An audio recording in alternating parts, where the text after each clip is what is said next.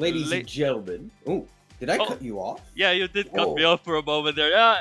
Fellow Trackmania enjoyers, welcome to the EU Regional Day number 2. A quick hiccup, but it's perfectly fine. Hope you had a great day so far and enjoyed the APAC as well. And of course, we are here for the Regional number 2. And the World Tour continues like every weekend. Your Trackmania enjoyers, you get your fix of more to come. I will be your host, Creedy, for today, and Quantum Deathcat, the Canadian Energy Ball. Early wake up for him, but I'm sure he will be able to be live. And how are you feeling today, Quantum? nothing too special here. A 7 a.m. cast for me is nothing that's changed too much, right? This isn't the first rodeo I've had casting this early. There's nothing wrong with it in any sense of the imagination. How's everyone? I hope you are doing well. I hope you are doing well as well, Critty. We've got ourselves 98 teams today, starting for TMWT EU. So we've got ourselves a little bit less teams than last time around. However, we still have some really good matchups, even starting from the first round. Yeah, there's a lot of things to come as well. If you didn't see APEC, I strongly recommend watching it again, of course, because for APEC, Vobi, Asia Overdrive, Ferox, Industries, and Dynasty made it to tomorrow as well. So hopefully you will be keeping an eye on that as well. But for the rest of you, a quick recap of what happened on a regional number 1 in EU as well, as we will go into the bracket as well. We will be showing only day 2 because fitting 128 brackets into one section is immensely impossible. So as you can see from day 2, we had the likes of Serotonin Events, Glorious, Copper Rule, Project Blue Lock, Mint, AWOL Pink, Arctic Raptors, and Ascent, making it a lot of notable names as well. Melio and Matus, Heaven, Pushti Paco, Razi, Tricky, Tescastufs. You had it all. It was a lot of good stuff that we had for the day number 2. And hopefully, we will get a lot of interesting teams for day number 2 as well.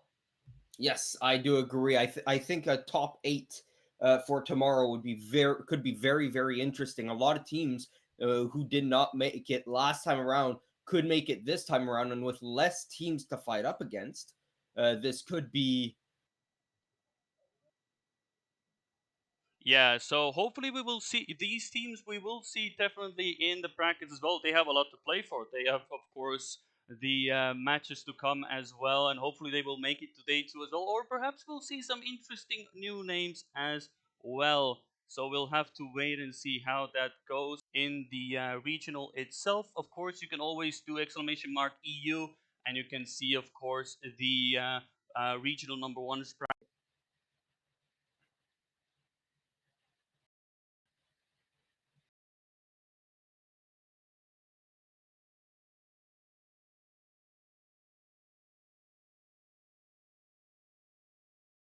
it yourself if you want to take a look at what was there, what was not, and hopefully you can have a good look. We do have a match already prepped and ready, so it's cooking in the background. It's on a low roast at the moment.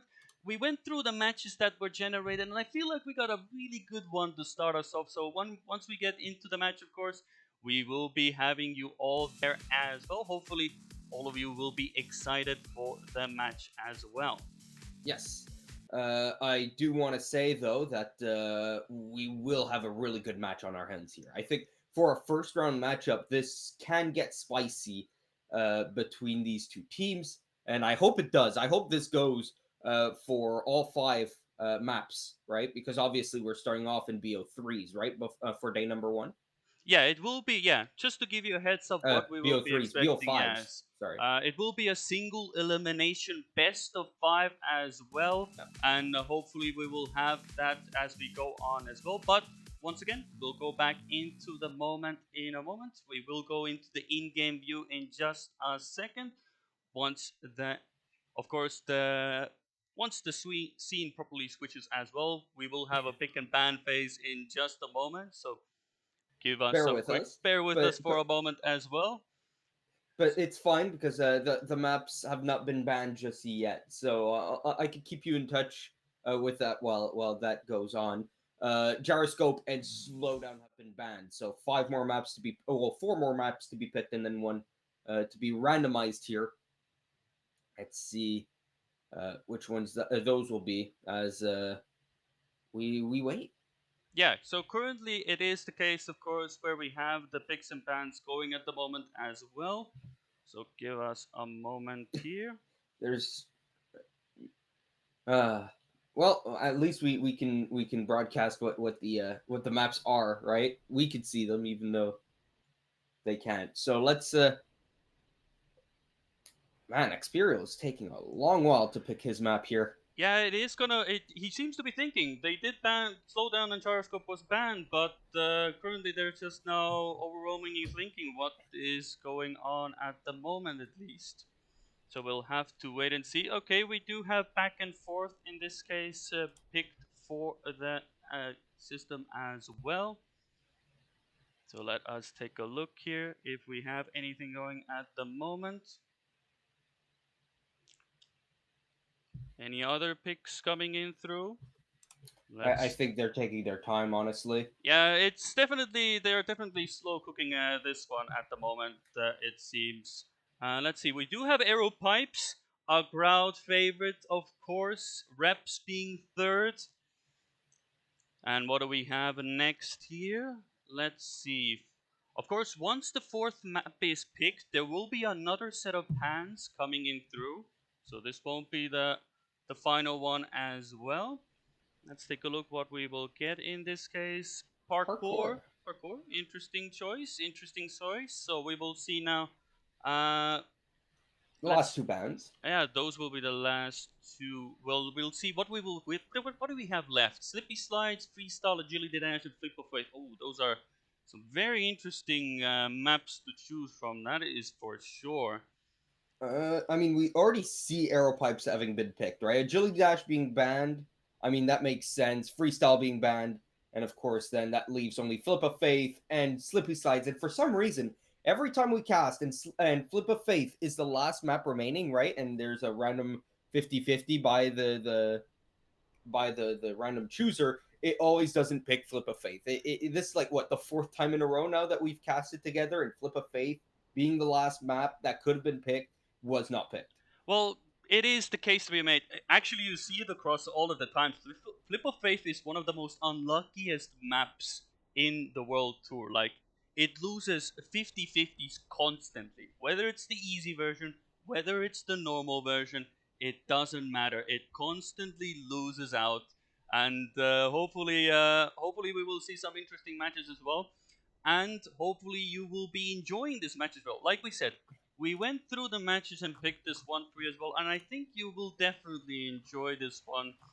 And it will be between Purple Split and Homyotsun number 2 as well, as we will be switching maps in just a moment as well.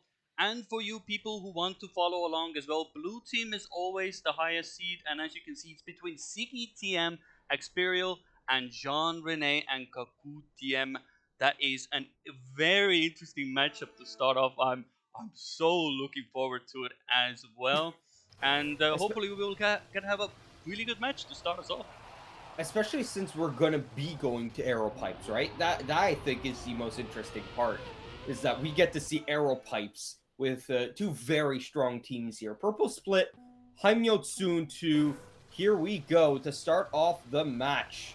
Yeah, and we have a point of view from Experial. Not the best start at the moment, but he is going strong at the moment. Oh, as soon as I say that, of course, he seemed to have a moment of connection issues as soon as we started off, so hopefully this match will be paused for in a quick moment. But for now, of course, we do have back and forth as our first map, so hopefully we can continue on in a moment. That was a very quick way to go out of Experial. Hopefully nothing serious happened for him and he will be able to get back into the match. Just have to give it a Hopefully. moment here. Purple split, Uh, of course. So we will, at the moment the round is still underway, but hopefully we can pause the match yeah, in yeah, just a no, this won't moment. count. Yeah, There so we go. for now at Experial's back. least, it is something to note in mind, of course. it is something that sometimes people can have connection issues. So for now, let's see how the round will end. For now, we can see already Experial is back on the server. So we'll Yeah, just have to wait and see how it goes. It will be a draw in this case. Um, I I don't I know don't if know if the server will be reset for that, huh? well, we'll I don't see think at the so. moment. At least the teams are on the server. Let's quickly check if Experial is in the game again. Okay, he seems to be driving as well, so we can continue as normal. Hopefully, that will be the only incident for him as well, and hopefully his internet will hold up very nicely. So we will go up and front as well. At the moment, Siggy in the lead, followed by the Homyotsun duo. As Sean Ray with a lot more speed, and Siggy falls behind. I believe he lost the gear there or didn't have the perfect bug slide on the plastic. So currently the two Frenchmen very comfortably in the lead, and as soon as I say that Kaku has a really bad touch, and he did make the platform, so now it's up to Ziggy to deny Jean-Rene here. Let's go on to the identity, as it is a backwards one. To the left, to the right, to the left. Jean-Rene with a lot better line, a lot tighter as well. It is the easy version, so there is no pulse in the air. That Siggy has a lot more speed, gets overtaken, and takes the round. What a close round to start us off, and that is what we love to see. Hopefully, Experial isn't too shaken up what happened to his connections, and he will be able to get a good round going in the next one. Yeah, this is not looking too strong here for Experial off the start. Ziggy, though, that's a nice snipe to start us off and bring us to a 2-2 game here. That is a weird start to be certain, but hopefully Experial can bring the experience that he does have and bring us a good game here. Ziggy really fighting nicely up against Jean Rene and Kaku, but let's see if Experial can keep up. I think that's the biggest issue at the moment for Purple Split.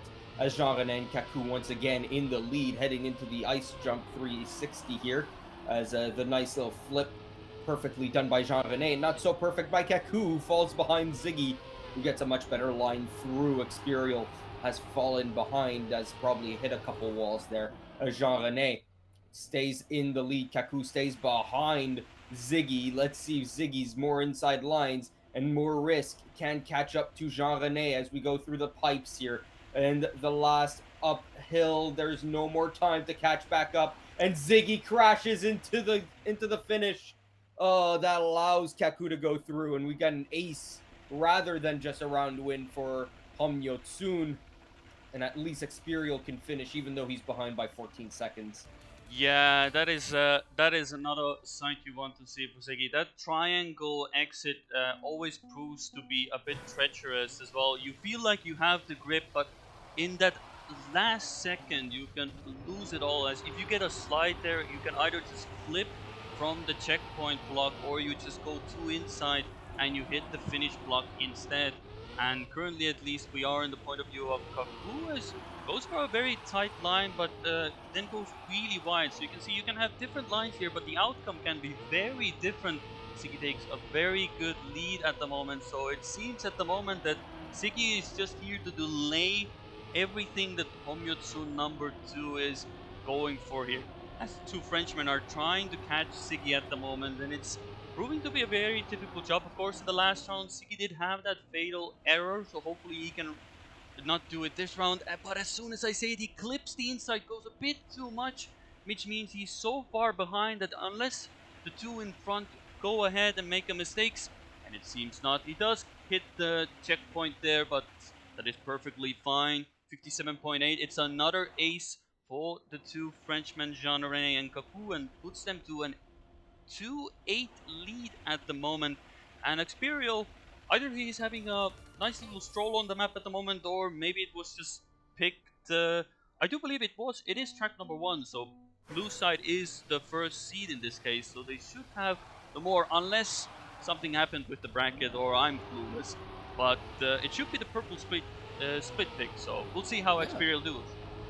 which is very interesting, right? Is this did Experial practice this map and accidentally picked it? What's the call here? Because Ziggy very clearly able to fight up against Kaku and Jean Rene, which is not too surprising. Ziggy's a pretty good player, all things considered, as he fails his 360, jumps a bit too high, does not get in the perfect position to get the 360, will fall behind and into the clutches of Jean-René. Look at the speed the Frenchman has as he tries to overtake to get the ace here. They're side by side. Kaku tries to bring this one home. Ziggy is currently ahead of Jean-René, but Jean-René with a more inside second half of that, and look at that. He'll get ahead of Ziggy. It's gonna be the ace, and that is gonna be it for Hamyotsun and Purple Split on the first map here, as it is going to be an 11-2 win. Yeah, so it is a comfortable one for the two Frenchmen. It's an 11-2, as you said, as we will move on to the next round. 5 rounds on back and forth, and if memory serves me right, we already get the the map of every regional that everybody loves to see. It is the aero pipes on regionals. It's always a good show. Always brings some of the crowd favorite moments.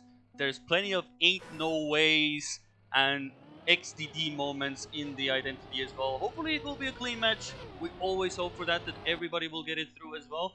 Siggy having a quick mental break as we start. And hopefully this round will be a blast to start.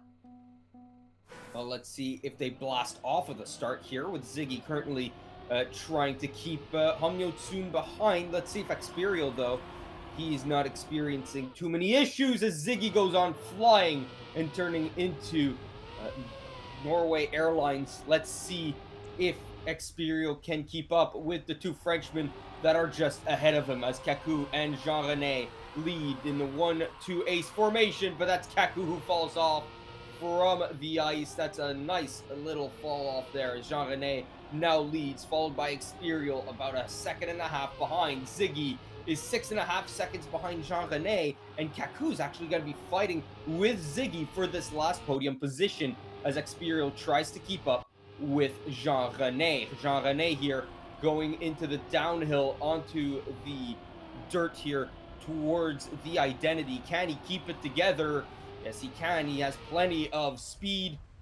And so let's see the arrow pipes here as the first jump goes. He's very clean. He lands it perfectly. A little bit of a slowdown, and it stops him from getting up. Experial will win the round. 3 seconds behind, not an issue. And that's Kaku goes flying. This goes from an ace for Hamyotsun to an ace for Purple Split.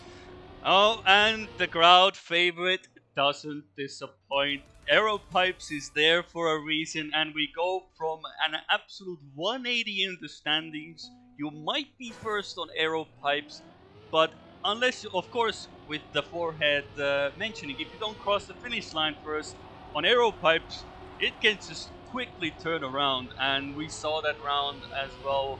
And Purple Split get a nice 3-point cap to start them off. Of course, they do need to capitalize on that from the other rounds as well, as Experial falling behind a bit once again. So it's Ziggy trying to deny now. Maybe there is a bit of that strategy, you know. From the North American, we had the Trolla team as well, who were like, you know, we need that one good round, and then Ziggy, you go just draw all the rest of the rounds and we will win a map, you know. There could be a strategy here, but in the EU regionals, I wouldn't really bet on that. I would say that's not probably a good strategy. Yes, we see Jean-René making a mistake, allowing Ziggy to go for the denial at the moment. So let's see, can Kaku come back here and deny? Of course, we're getting closer to the identity. So ladies and gentlemen, prepare your visuals. Let's see, any spectators, and Kaku trying to go for them, but misses them for the, and Ziggy falls off. So it's Experial who was fourth, falls off again, and it's Jean-René Kaku who go and get the counter ace. And it seems that if you want to win on arrow pipes, never be in first position. Clearly, it is absolutely cursed. Yeah, absolutely cursed so far in this match, right? It's only been 2 rounds. Be aware, right? This is still a 3-3 match and plenty more arrow pipes to come, at least 3 more rounds at minimum. So we have ourselves quite the matchup here. Hopefully we get more arrow pipe shenanigans because it keeps the match close. Jean-René and Ziggy side by side. Kaku looking from behind, trying to keep up. Experial is behind on everyone once more as we go onto the ice slide. Will anyone slide out here? It's looking like Ziggy's going wide. He could get overtaken here. And no, he does not. In fact, he stays well ahead of Kaku. Experial also gets ahead of Kaku as Jean-René tries to keep Ziggy back. Ziggy going more and more inside every single turn, trying to hit the apex better than the Frenchman ahead of him. It's just not working out so far as Jean-René keeps his lead. Kaku re-overtakes Experial. Experial into the wall. And so now it's a 2v1 between Jean-René Kaku and Ziggy's. Experial has fallen a little bit too far back unless they start crashing on the identity as Jean-René takes a hit. He'll fall down behind Ziggy as we head onto the arrow pipes here. Ziggy lands perfectly. Jean-René is out. Kaku has a slowdown, and he'll come into second place as Ziggy wins the round. Experial, does he have the speed to overtake Jean-René? No. And so it's going to be a tie. Yeah, it is once again. Siggy actually sort of now broke the curse. I do believe at the time when they entered the identity, he was just ahead. So at least we have a round where the first place doesn't absolutely combust into the stands and is able to get a somewhat of a clean round as well. And we already see there's an early mistake. I do believe that Jean Rene had a slight touch in the start. It's very easy to clip on those border blocks as well. You want to go really tight and as close to the edge as possible to get a really good line for the plastic section here, but I think he went a bit too tight and had a bit of a touch. But it's only been a half a second, and with a good ice section you can always grab it back. But currently he provides us with a very good point of view of the rest of the field, as we see Ziggy and Kaku being the 1v1, and at the moment Jean Rene with chasing Experial as well. So let's see how they go. Currently everybody seems to be very much alive, no major mistake. Experial does go a bit wider, so he does sacrifice a lot of speed and falls into the last position. So let's see, Ziggy comfortably in front, Kaku, Jean Rene, Experial, that is your lineup, and we might have a very opportunity to see everybody enter the identity pretty much neck and neck. So let's see, Experial gives us the point of view. Everybody survives apart from Jean Rene and Ziggy. Oh, Experial also missed. Ziggy and Kaku had a really good race, but who will finish next? Jean Rene falls off. Experial, can he make it? He would give Purple Split a victory, and I do believe that with Jean Rene getting a slowdown, it will be a victory for Purple Split, and it will give them the 6-5 lead that they are so much seeking. But it is only 1 point, and with arrow pipes, we can just have an ace for the other team, and it can be just irreversibly all undone as we go on to the next round. Yeah, because arrow pipes, the way it is made, right? It all comes down to that ending, and you mess up once, and you could go from acing the other team to being aced, right? So it can really just come down to that identity sometimes. As Jean Rene and Kaku lead Ziggy and Experial right now in an ace formation, and that's what we were talking about, right? Where you could go from from acing to being ace as Kaku falls down behind Ziggy by quite a large margin. Experial on his behind now as Jean-René leads Ziggy, who leads Kaku, who leads Experial. Let's see as we continue on in the lap here. Experial will head into the wall. Kaku is still further and further behind, falling a little bit more and more to his teammate and to his rival as Jean-René leads Ziggy to the arrow pipes identity by 3/10 of a second. Make that 3.5 now as Jean-René gets the first pipe perfectly, but he falls off. He'll turtle and he'll crash right into the finish. Ziggy will take advantage of that. Can Jean-René turtle? No, he lost it. And so Experial now, he can catch up to Jean-René, who had a slowdown. He falls off too. And so it's going to be a draw.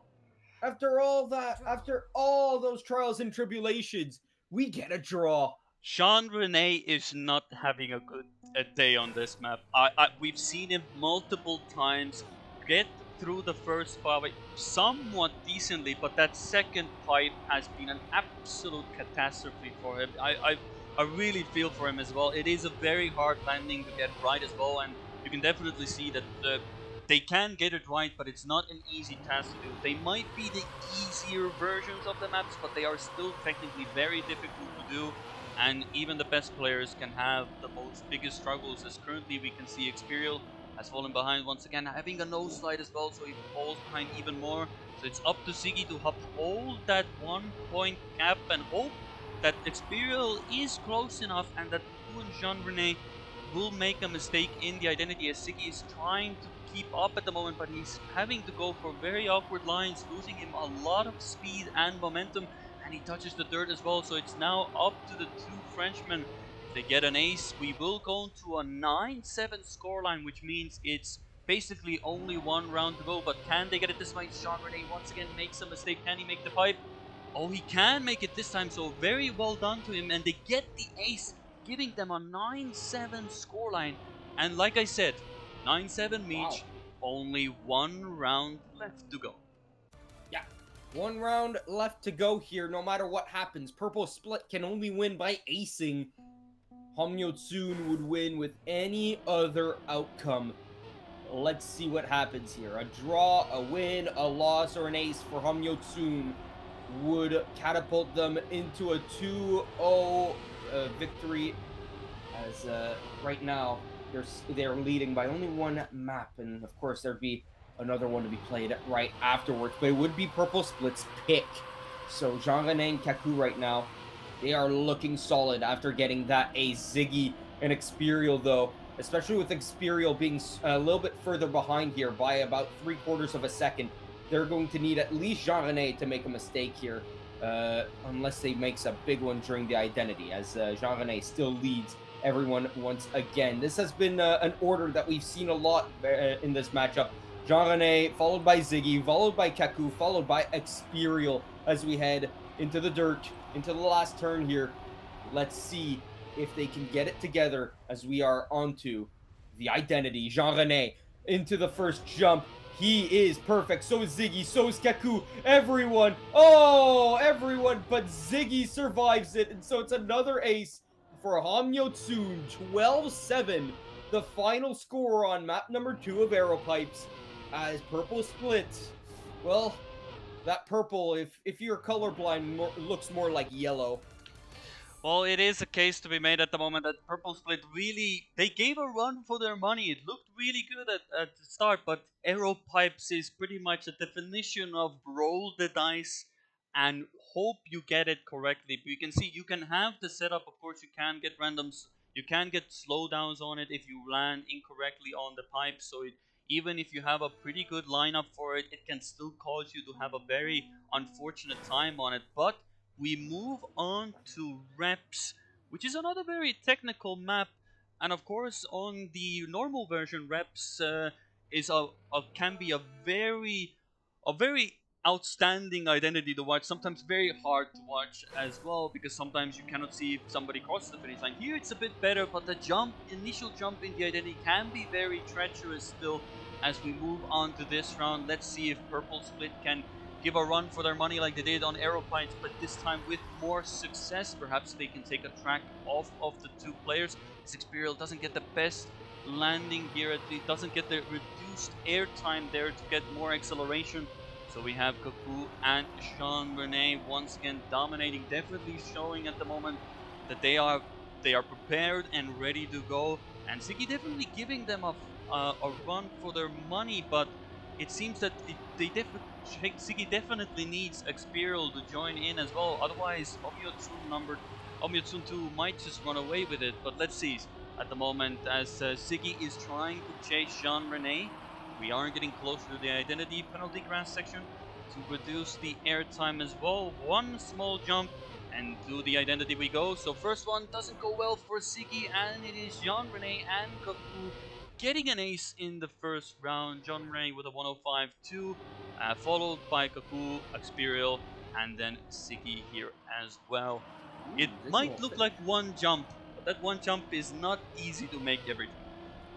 No, it isn't, because you're trying to land as early as possible, right? And it's not because it's the hardest jump in the world, right? It's because you want to land as early as possible. You want to get as much speed as possible going through that first jump. And so what's difficult about it is trying to risk it, because once you risk it, you don't have as much space as you normally would have if you aren't risking it as much. As we see, oh wow, that's both purple split players finding ways to hit walls there as Jean-René and Kaku, they'll say thank you very much and take it to go as Jean-René and Kaku currently lead by over a second on Ziggy and Experial, who have both hit the walls a couple of times here. As Kaku will get himself a clip as well, but he will be caught up by Ziggy here. Will he get overtaken though? I don't think he will. He's only behind though by 2/10. Can he catch up and stop another ace here?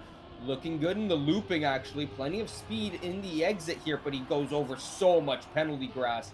Look at how little speed he has, and all the time that he made up to Kaku with Kaku's incident. Well, now he's fallen down behind once again. Jean-René will win the round, and Kaku will come behind him. 2 seconds behind, but that does not matter because it's still second place at the end of the day.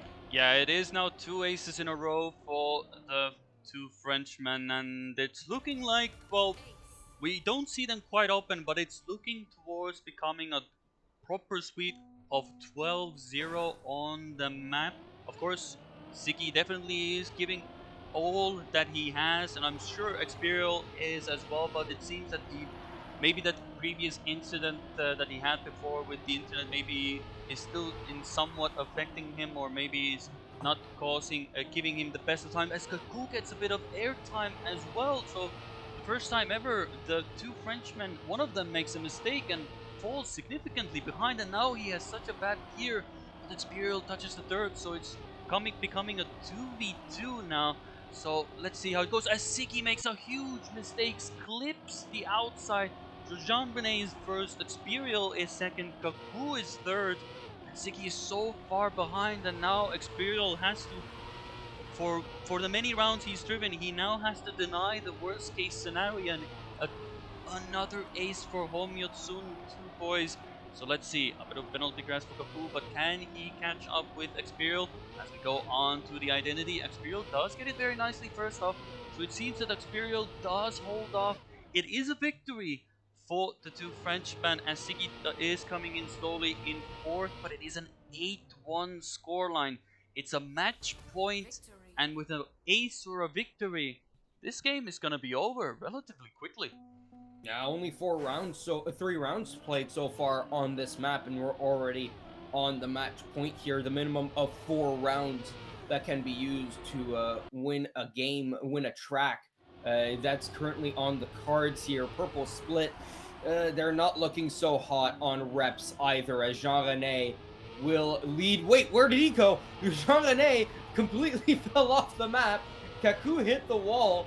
It's so Ziggy currently leads by quite a large margin. It's over 6/10, and Experial actually in second. I mean, is this sustainable? Right? Could this be done 3 times in a row to win their first map here, where Experial and Ziggy ace? Well, we have to see, yeah. See. Because at the moment, Jean-René, of course, it looked like he went into the back rooms of Trackmania there. He just fell off a completely L plus, fell off plus ratio, as the cool kids would say. But he's actually not too far behind, but it still will come down to the identity here, as we have a point of view for Experial. So let's see, can he still keep it? He does keep it alive. And it is a victory for Purple Split. Of course, an ace would have been absolutely perfect. But now with only 1 point away, Purple Split need 3 aces and minimum after that a victory just to get this match. And so far, the odds are not looking so great for them, I must say. Yeah, the odds aren't looking so good. I mean, obviously, right, with that round win, instead of needing to ace 3 times just to win, they can ace twice to bring us to overtime, right? 9-9 is practically overtime at this point. And so it's not necessarily the biggest ask in the world, but because they haven't aced other than on arrow pipes, where the big mistakes from Humnyu soon really came back to bite them, it's going to be really tough to see as Kaku flies off the map here. Experial and Ziggy will take advantage of that. Jean-René, though, he's still in the lead. He's still the one in there. If he comes in first or second, that automatically gives his team at least 1 point and the match win. Let's see if Jean-René can keep it together here as Ziggy stays on his tail. He's actually got a bit more speed because of the airtime Jean-René had, but he'll land earlier And so Jean Rene will come through the last corner and win the round and win the match for Hamyotsun 2. And they will get to go through into the round of 64. Yeah, so they move on to the next round. It will be the last match Purple Split will play. It is single elimination, so Mhm. well played to them as well. Drake's in the chat, claps in the chat for them. Good effort from them. We got some close matches as well, but Sean, Renee, and Kaku are literally a breed of their own as well. As we will be switching to our beautiful faces for the moment, we already have another match in the making. So we will quickly see how that match is going. So we will quickly take a look. Hopefully we can join in time to get a look of the match as well. So give us a moment. Hopefully it will be a good match. We got that one in the cooking. So let's see here. And let's switch on to the screen as well. So game view for you, ladies and gentlemen. We have the Latvian Bullets versus the Green Split. It is, of course, at the moment IMPD and Dennis represented for Green Split, and Latvian Bullets with Crazy, KitKat, and Karluki. Definitely no Latvian bias here by SRK. I'm quite sure of that.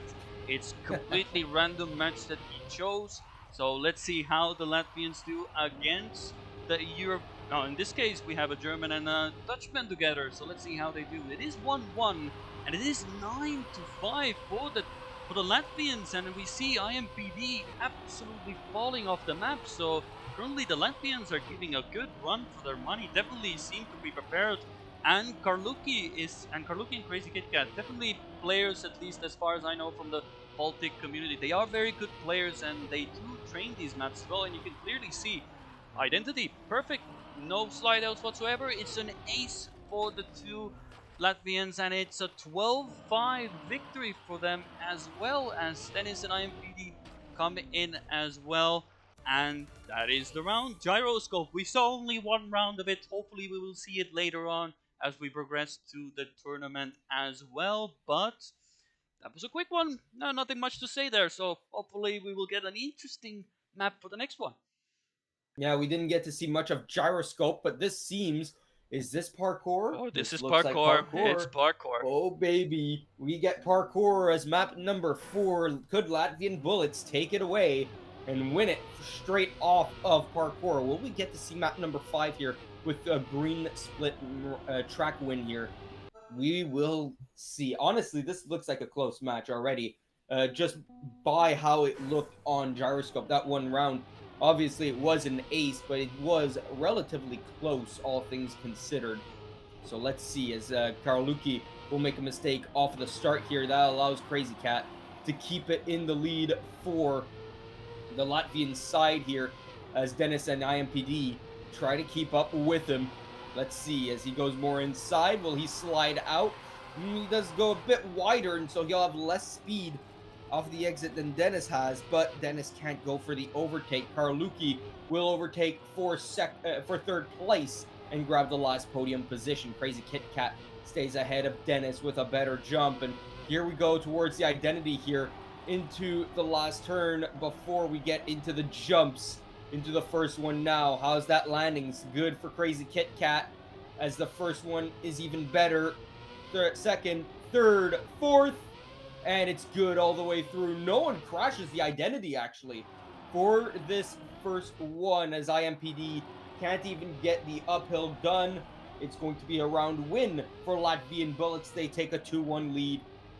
Yeah, definitely to see. Interesting enough as well, like there is a person, Karluki, just a bit of information for you as well. I hope this map wasn't already played, or if not, Karluki is the creator of the agility dash identity, while I was the creator of the back and forth. So clearly the Baltic brains have been working to influence the outcomes of Trackmania World Tour.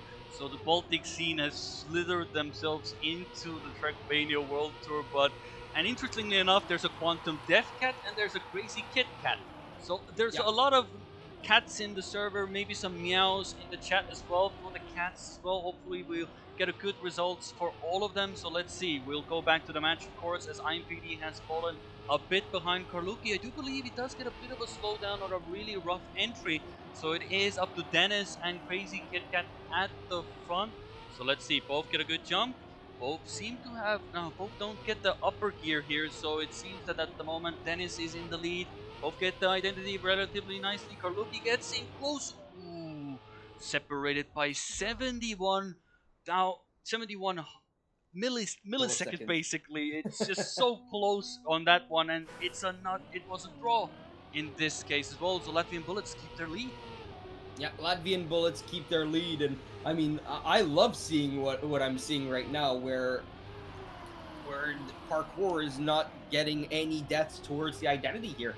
Very, very cleanly done by both of these teams, Latvian Bullets and Green Split. It's interesting that we got to see Purple Split play and now see Green Split play. Let's see if either one of these split teams can keep it into the top 64 as IMPD and Dennis jump high. That'll allow Carlucci to come in and nearly take the lead away from Dennis here, but he's got more speed out of the end of the bobsled. Let's see if IMPD can overtake his own teammate as Carlucci tries to keep up with these two because his teammate Crazy Kit Kat is all the way back in last place by over 8 seconds. There's a big mistake out of IMPD, and Crazy Kit Kat could potentially catch up to IMPD here. Yeah, he's fallen too early. His reset is not good, and so it's going to be a draw regardless.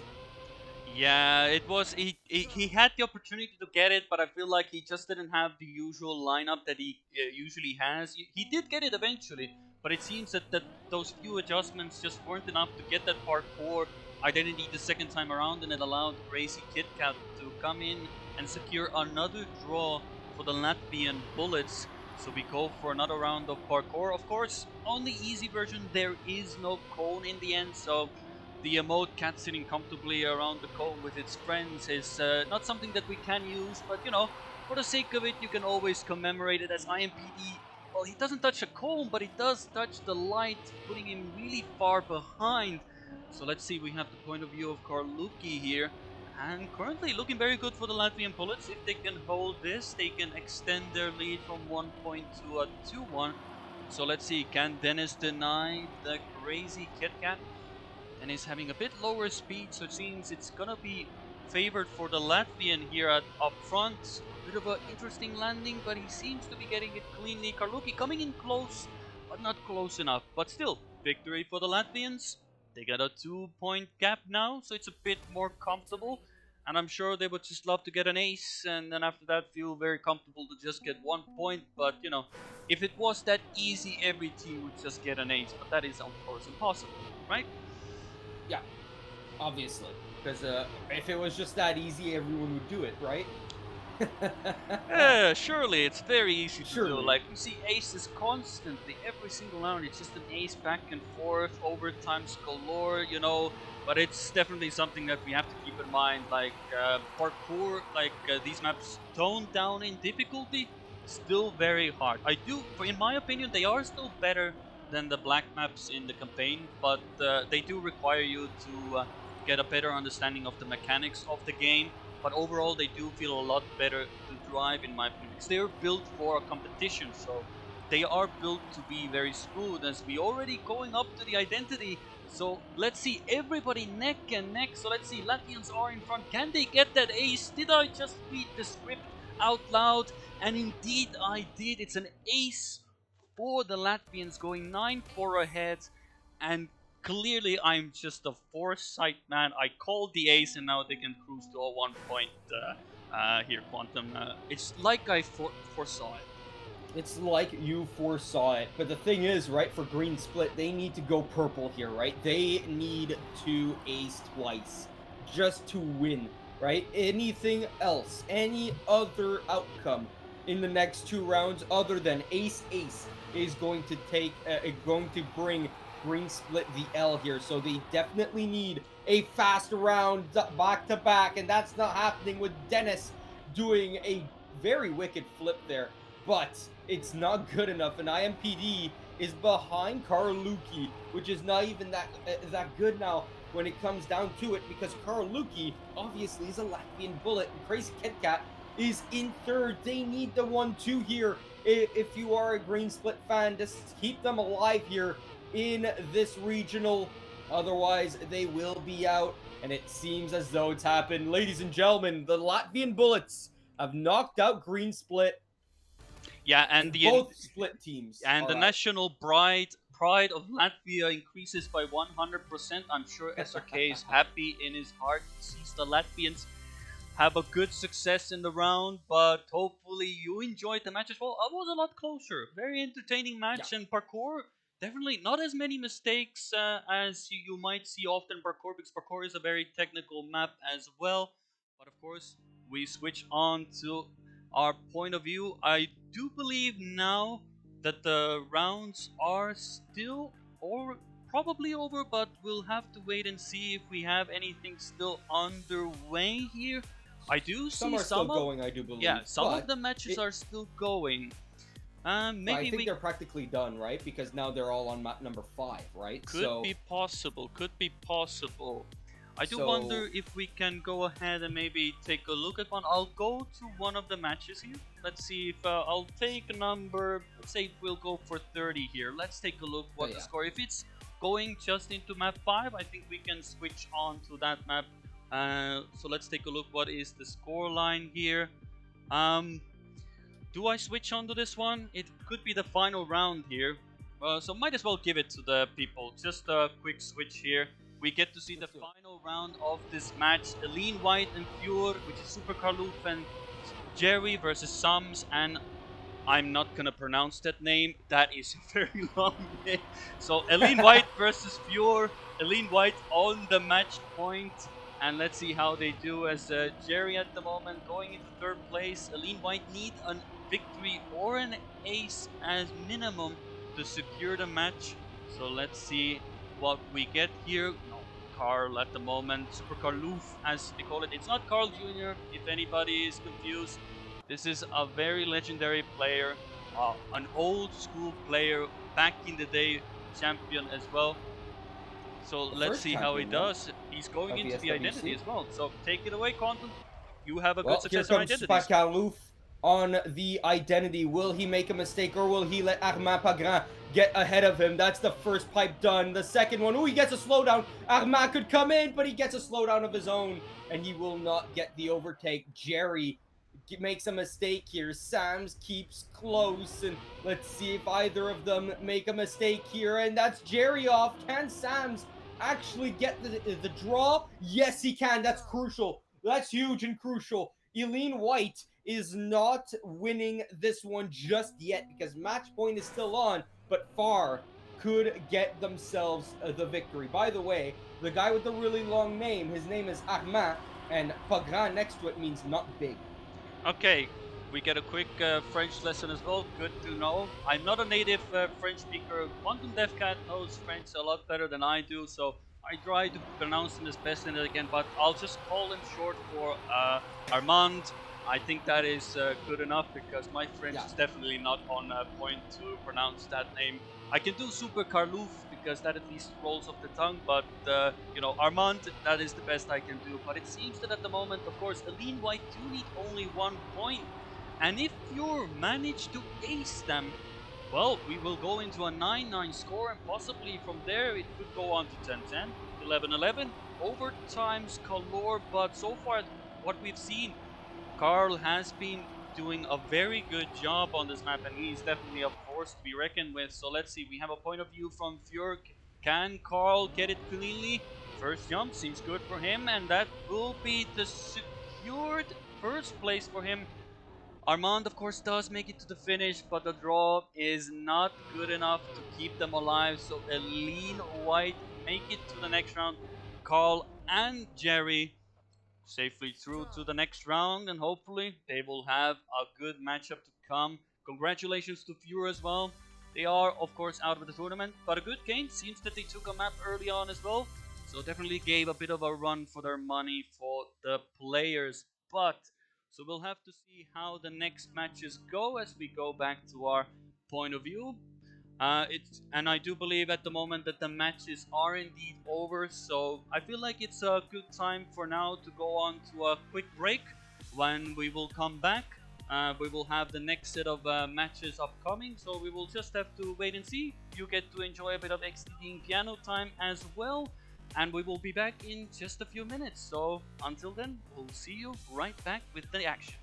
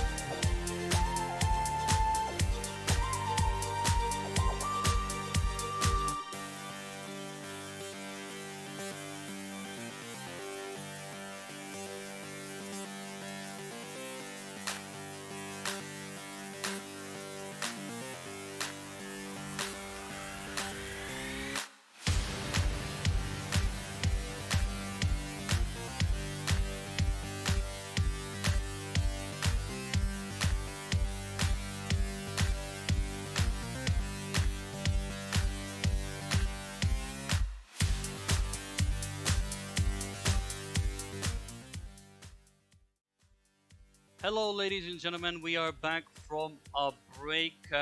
Hopefully, you had a good time in the chat as well. Bit of conversation as well. What you saw beforehand as well. I'm sure you're excited for the next round of matches as well.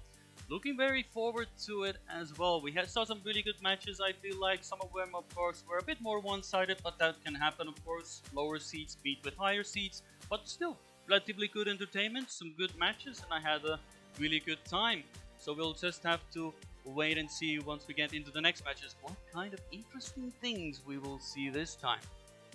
Yeah, the round of 128 is now over. We're into the round of 64 now. Still single elimination, of course, all the way through. So we are not going to see anything but wins, right? You must win to continue through, and that's a bit daunting, right? That's pretty scary compared to the other regionals where there are double eliminations, right? For the EU region, well, this is very cutthroat and very, very there are no place for errors at all. Yeah, it's basically one shot, one opportunity. You know the lyrics, and it's basically what EU stands for as well. But it is something that we have to take a closer look as well.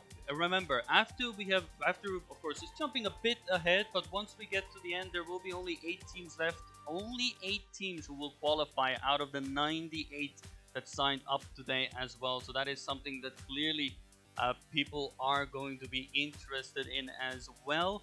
But of course, we'll have to wait and see once we get into the matches how it all develops. Maybe we'll see some upsets. Maybe we see some team that maybe made playoffs won't make it at all today. Everything is very possible. So we'll have to wait and see what we will get.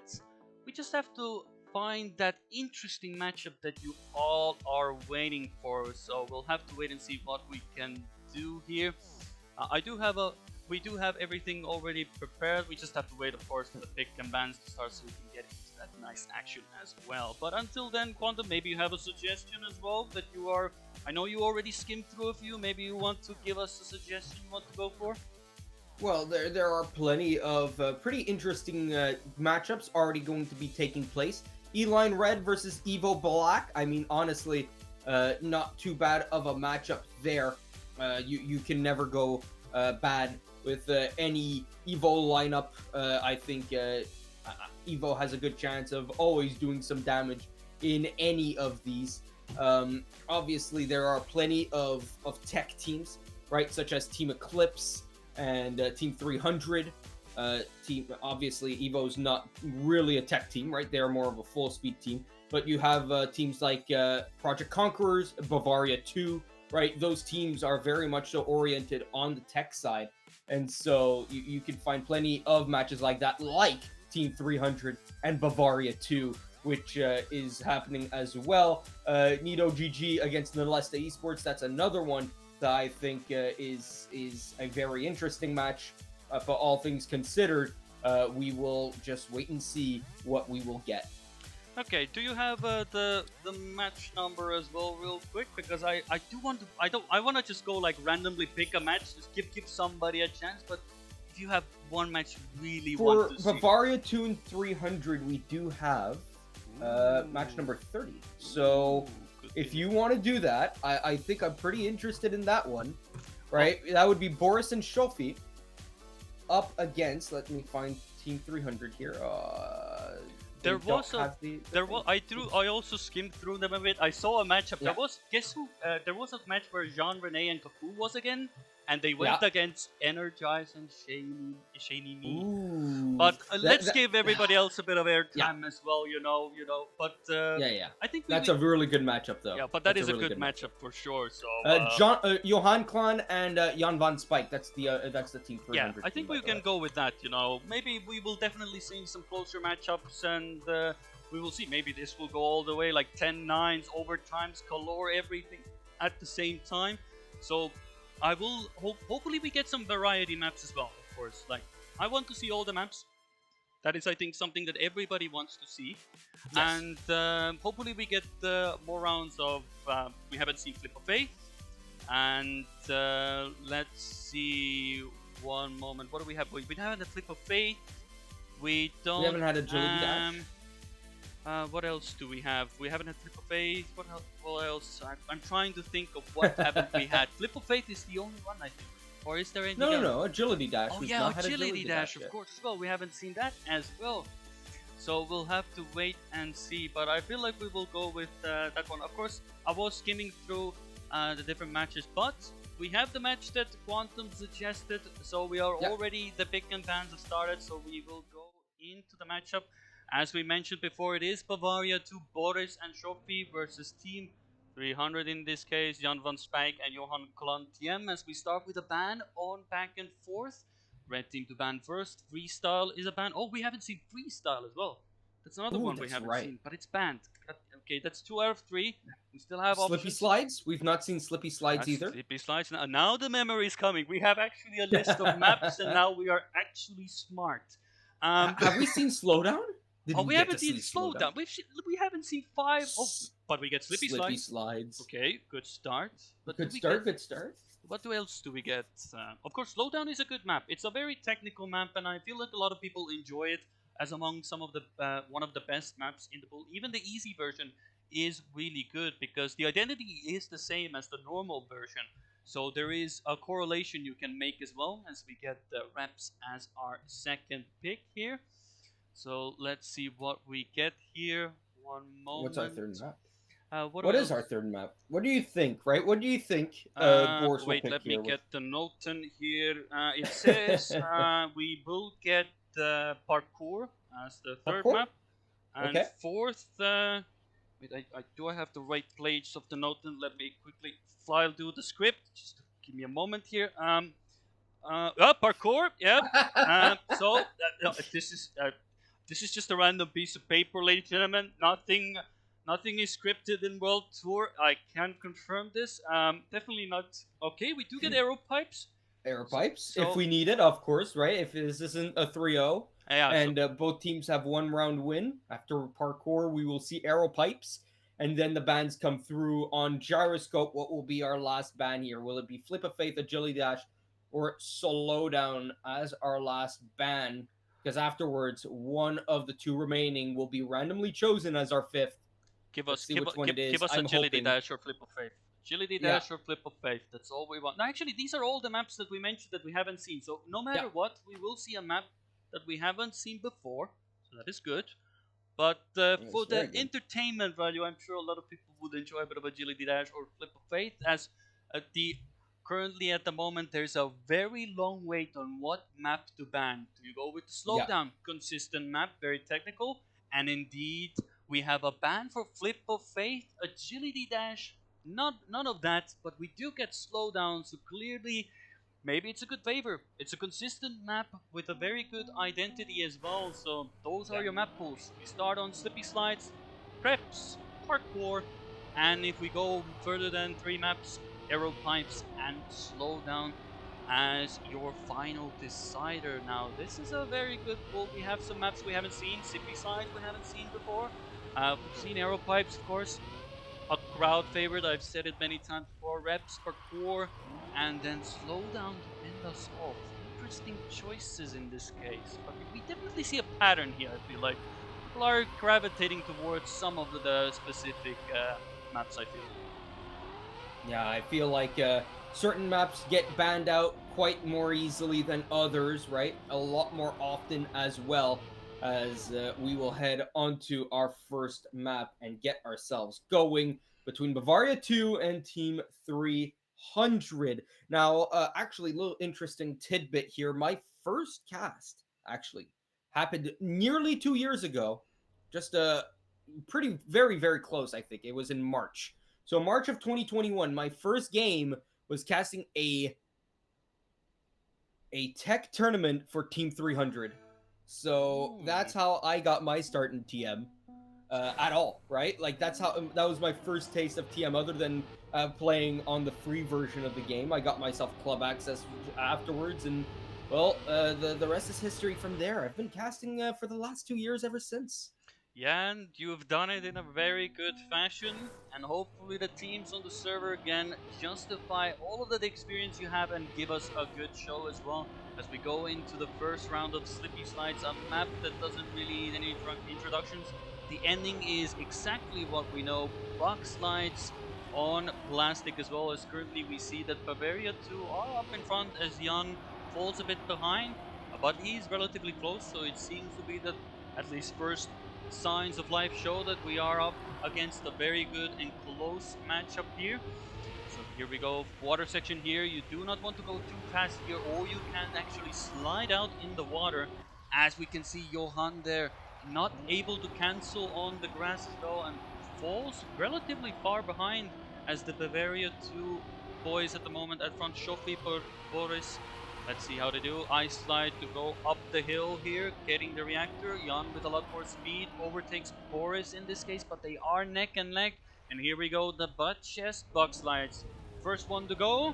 Goes very zoomy. Boris goes in once, and Jan hits the sign, which allows Boris to go in front and take a nice ace to start off for Bavaria 2 with a 108.8. And then we have, of course, Boris second, Johan third, and Jan in fourth. And this is Bavaria 2's pick, so you would expect a bit of a more comfortable or more confident performance on this map, but we've seen some hectic rounds in other regionals on Slippy Slide, so definitely a start is good, but you gotta get it to the end. Yeah, exactly. A 3-0 start is very, very strong, all things considered, right? Having a 3-point lead, it's very hard to come back from that unless you ace back, right? And well, to clap back, you're going to need a really strong round of your own. But Boris and Shafi showing that they have some pace, as Shafi currently in the lead. Jan van Spijk right behind him, trying to overtake. You have Johan Klein currently in third, and Boris just keeping up the rear in fourth, not too far behind, not even half a second behind his teammate. So everyone just separated by that half second as Jan van Spijk keeping close to Shafi. Shafi trying to keep that lead away from any Team 300 player as Shafi grows his lead so much with a beautiful entry into that reactor as we head onto the identity. The first jump here, Shafi gets it nicely. Jan van Spijk and Johan Klein follow in behind, and Boris goes for the overtake on Johan, and it does happen. It goes through, and so it goes from a draw to a victory for Shafi and Boris. Bavaria 2 take now a 4-point lead. Yeah, and that was a clean route of Slippy Slides. Very well done. Of course, the you can have a very big variation of how much speed you can get on the identity there. You go a bit wider, you can lose a lot of time there. So you want to get it as tight and as quickly as possible to minimize your time on the bug slide as well on the plastic. But so far, this has been a very good match. A very good rounds as well. Both teams giving their all. The scoreline might look 5-1, but given the rounds, it's been relatively close as well. As we see currently, the Team 300 taking a very commanding lead up front, but Shofi definitely there in the wings of Jan van Spijk. And let's see how it goes. Shofi with a lot more speed, so it's a very good fight up front. Boris giving us a good point of view at the moment of everybody else, so let's see how they do it. Oh, Jan van Spijk slides out. He didn't get a really good angle and allows Boris to get in front.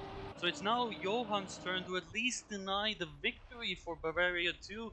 So let's see how they do. Shofi hasn't made a mistake on the identity yet, but Johan slides out a bit too much rotation there, and it allows for Bavaria to take another ace on the map.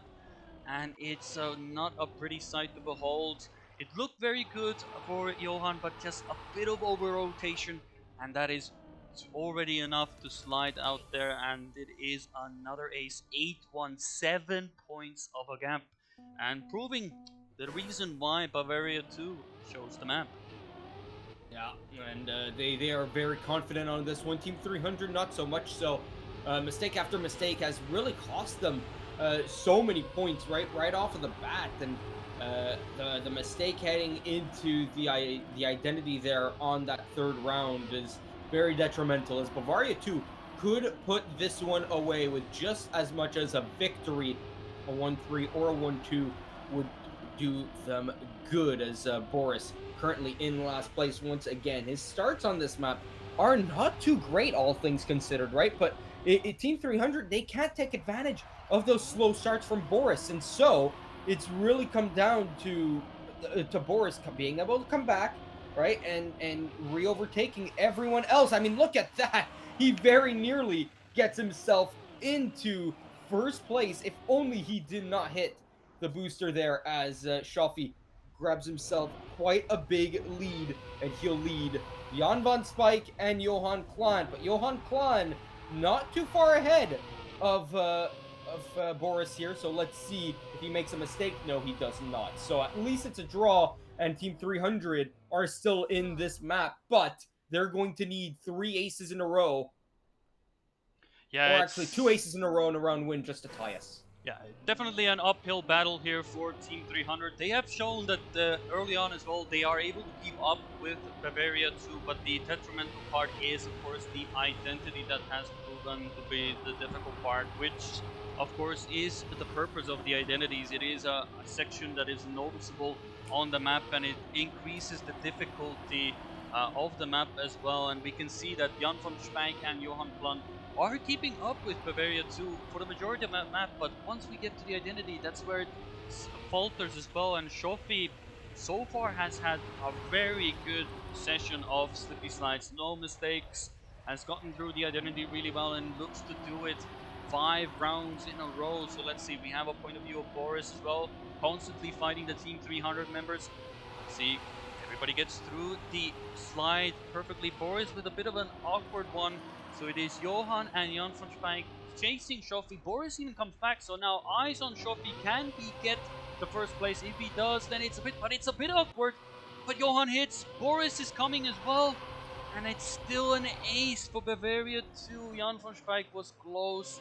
Shofi was still able to salvage a very awkward entry into the final Slippy slide, but it is an ace. It's a 12-2 victory, and Bavaria 2 go 1-0 up on the track point as we move on to the next map. Yeah, that one's a bit embarrassing for Team 300, right? They had a really good chance there, round after round, where Boris would not have a good start, and they just could not capitalize on those mistakes from Boris, right? And Shafi obviously played very, very well, right? But the fact that they could not at least draw a couple of those rounds or even win a few of them is a bit detrimental to their mental. It's detrimental to their game as well, right? Because Bavaria 2 won 12-2, and that's just it does not show that scoreline just how much how many points Team 300 let on the table there, right? They left more points than they actually took. So Yeah, let's see if Team 300 here can actually get themselves some points here on the board, more so than 2, I hope to see, as Johan Klan and Jan van Spijk still up against Boris and Shofi, who right now are side by side, and Jan van Spijk will go a little bit wider, get more speed out of the exit. He's currently in last, but with that extra speed, gets himself onto the podium as he pushes Boris down into last. He's trying to overtake Shofi as well, as Johan Klan currently in the lead. He'll even overtake his own teammate, but he goes too wide. He'll get re-overtaken by everyone he just overtook. And so he's down back into last. He'll go back into third now after a little bit more work.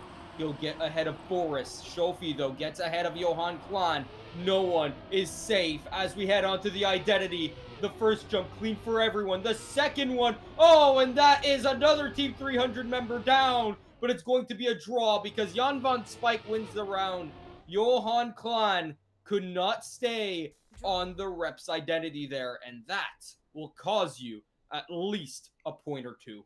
yeah, but that was a very close round. We can see that these teams are very evenly matched. Even if the last map went to a 12-2 scoreline, they constantly were neck and neck until we got to the identity, and reps is no different. So props to both teams, giving us a really good show, as well as we have a point of view from Johan here. Let's see if he can get redeemed from the last round as well. He does find himself in last position and doesn't get the best line getting into the dirt, so he does fall a bit behind. But that, of course, is only a tenth to the person that is in front of him as well. Shofi is in his eyesight as well, so let's see if he can catch up. Jan van Spijk once again goes a bit wide, but it allows him to go really inside line, and you can see he overtakes Boris in that section. Boris goes a lot tighter, taking a bit more penalty grasp, but here we go again, a familiar sight, everybody neck and neck once again. We move on to the identity. Johan Klan gets a bit of an awkward position, he has to slow down, but can Shofi overtake Jan van Spijk? not in this case, but a very good round, close round. Rep showing us that it is a very competitive one. Once people get through that identity, it can be a draw galore. And so far, 2 draws have been seen on the map. Yeah, 2 draws in a row here. Let's see if any team can grab the lead. It's very close between both teams. I will say that both teams do have their ups and downs on this one. Bavaria 2 can grab the lead, especially with Shafi here. He's definitely got the speed, but when it comes to Johan Klan and Jan van Spike, they do have some fight in them, as Johan Klan will hit into the wall earlier on. He'll find himself 5/10 down, as Jan van Spike here is the only one from Team 300 that can fight with BT as they try to win the round and get themselves some points on the board. As Jan van Spike takes the lead, Boris is in third place. He'll keep himself in a good position here in case Shafi or Jan van Spike make a mistake here. But so far, so good for Bavaria 2, as Shafi takes the lead by quite a large margin now, and Boris re-overtakes Jan van Spike. Here we go into the downhill just before the identity, and it's perfect from Boris. Look at how much speed, though, Jan van Spike has. He's going to land a little bit later, and his jump is even more perfect. He'll overtake, and it won't be an ace for Bavaria 2, but it will still be the round win for Bavaria 2. 4-3 now is the score. Yeah, these have been really good rounds. I'm really enjoying this. Rips, of course, always has been a bit of a treacherous map in many cases, but currently Bavaria 2 and Team 300 having seem to have a really good grasp of the map as well. Johan, there are of course some early mistakes that do happen. As soon as I mentioned in Johan having another early mistake once again, so it's up to Jan von Schweig to deny the Bavaria 2 boys, but he's off to a really good start with a lot more speed as well. Shofi, perhaps not as fast as he was on Slippy side, but definitely a man to beat on the map as well. Definitely is probably it could be a leader of the team as well. Definitely looks to be a lot more consistent. Boris, as Boris makes a mistake, allowing Johan to now come into third position. So now, when it was Jan to deny, it's now Shofi's position to deny the victory for Team 300. Currently chasing Jan von Schmeik. So let's see how it goes. A bit of penalty grass here, penalty grass there. Jan gets a bit of airtime, allowing Shofi to go in front. So let's see, both of them going into the identity. A bit of different lines, and I do believe Shofi does slip. Can Johan capitalize on it? Not in this case. It is a victory, and magic wish whoosh. We are back to a draw. Scoreline 5-5, and this is proving to be a very close match. I think it is. It is not back and forth, but the score will go back and forth. For Team 300, you'd really like the match to be a bit faster, right? You definitely don't want Bavaria 2 to get any momentum. And if you're Bavaria 2, right, at this point in time, the last thing you want is to get ace. So neither team, I think, will make big mistakes here on out, right? Johan has made a small one. He's only behind, though, by 2/10 on Shofi. And all things considered, he's very capable of coming back in this one, and especially if someone ahead makes a mistake. At this point in time, though, any mistake could be crucial into allowing the other team to ace.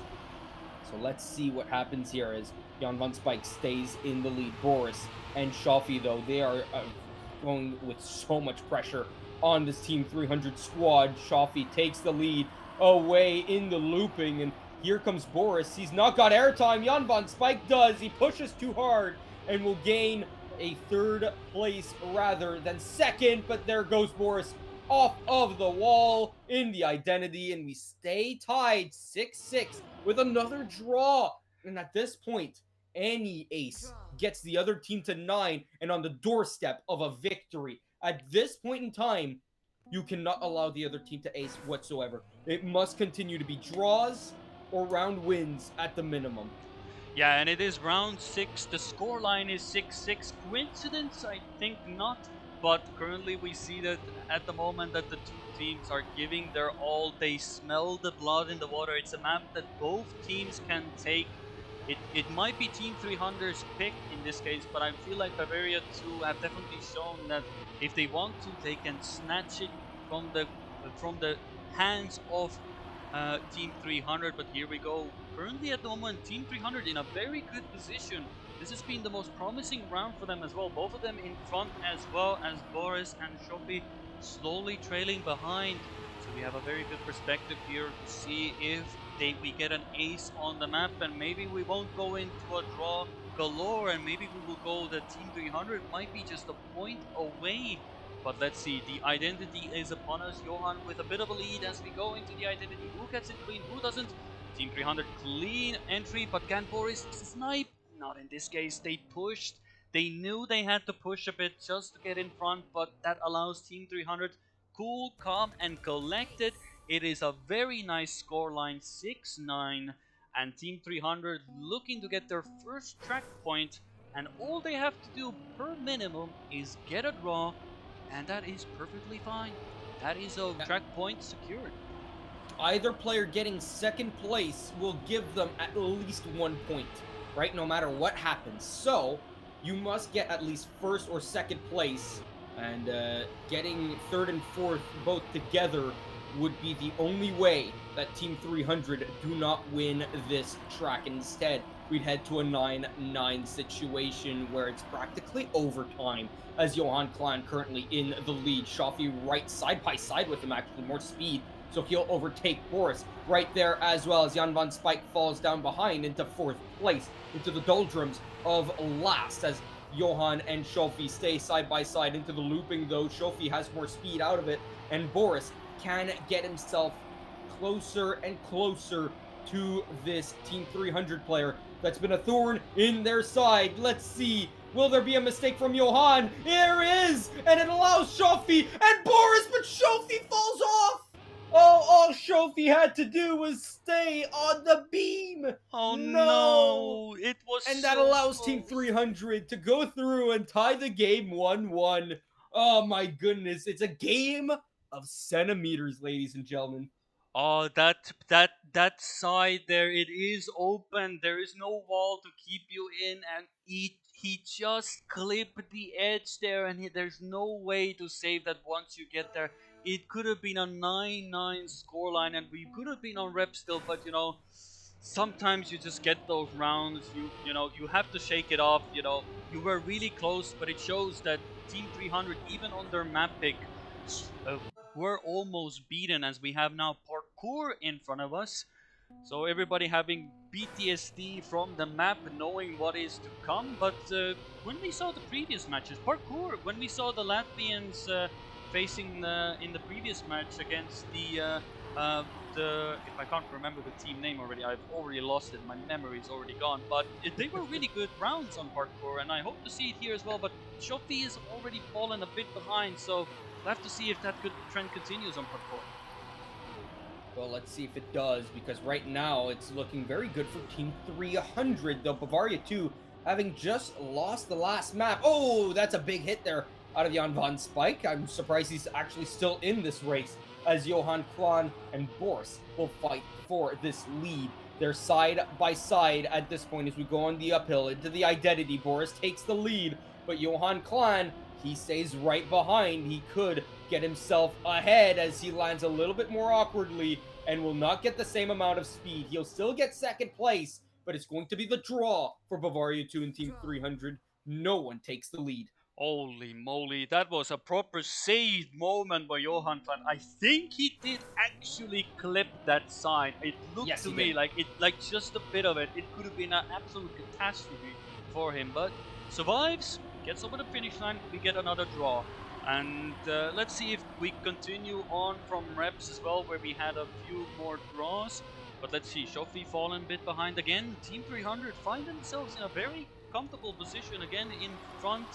But Jan van Spijk not having the best ice section. I don't know how did he survive that? It looked like he was gonna hit every single light bulb on the side there, and we'll have to wait and see if he can continue on to capitalize on that and take a proper win for Team 300. Really looking good. Boris falling a bit behind, so it is Johan and Jan van Spijk in front. Can the Dutchman and the Danishman stay in front? It could be a nice looking ace for the two.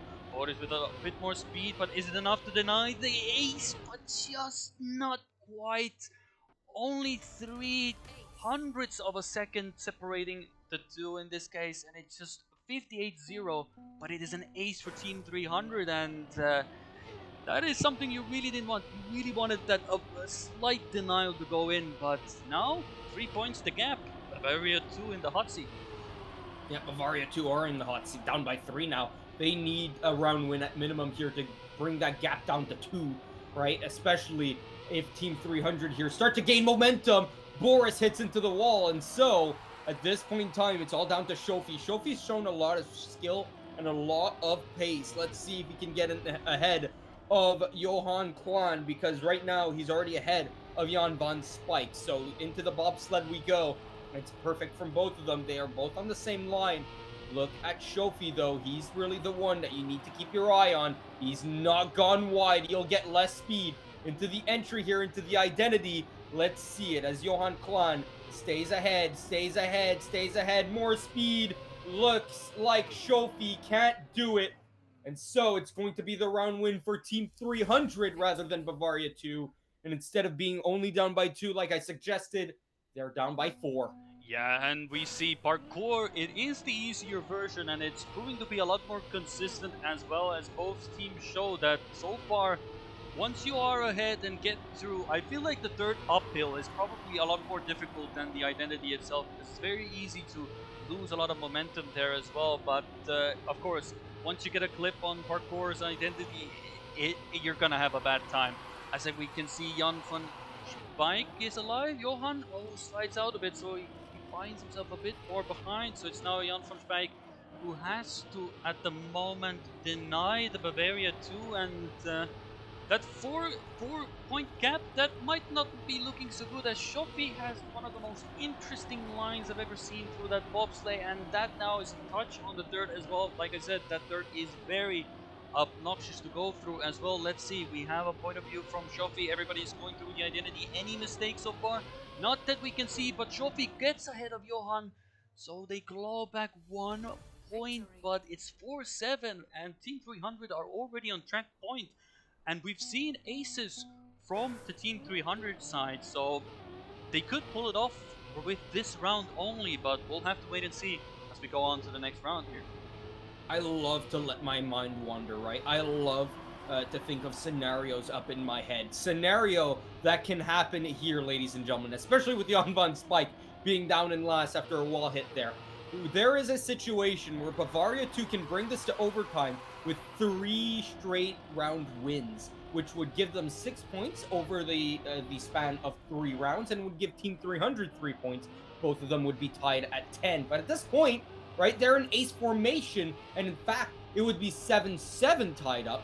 And so, we would not be able to see overtime unless it went a win for both sides, as Shofi and Boris side by side into the identity here. Any mistakes would be detrimental as Boris and Shofi get through perfectly. It is the ace, with both of them getting sub 58s, which is very, very good. Actually, wait, no, Shofi got Actually. a 58.005.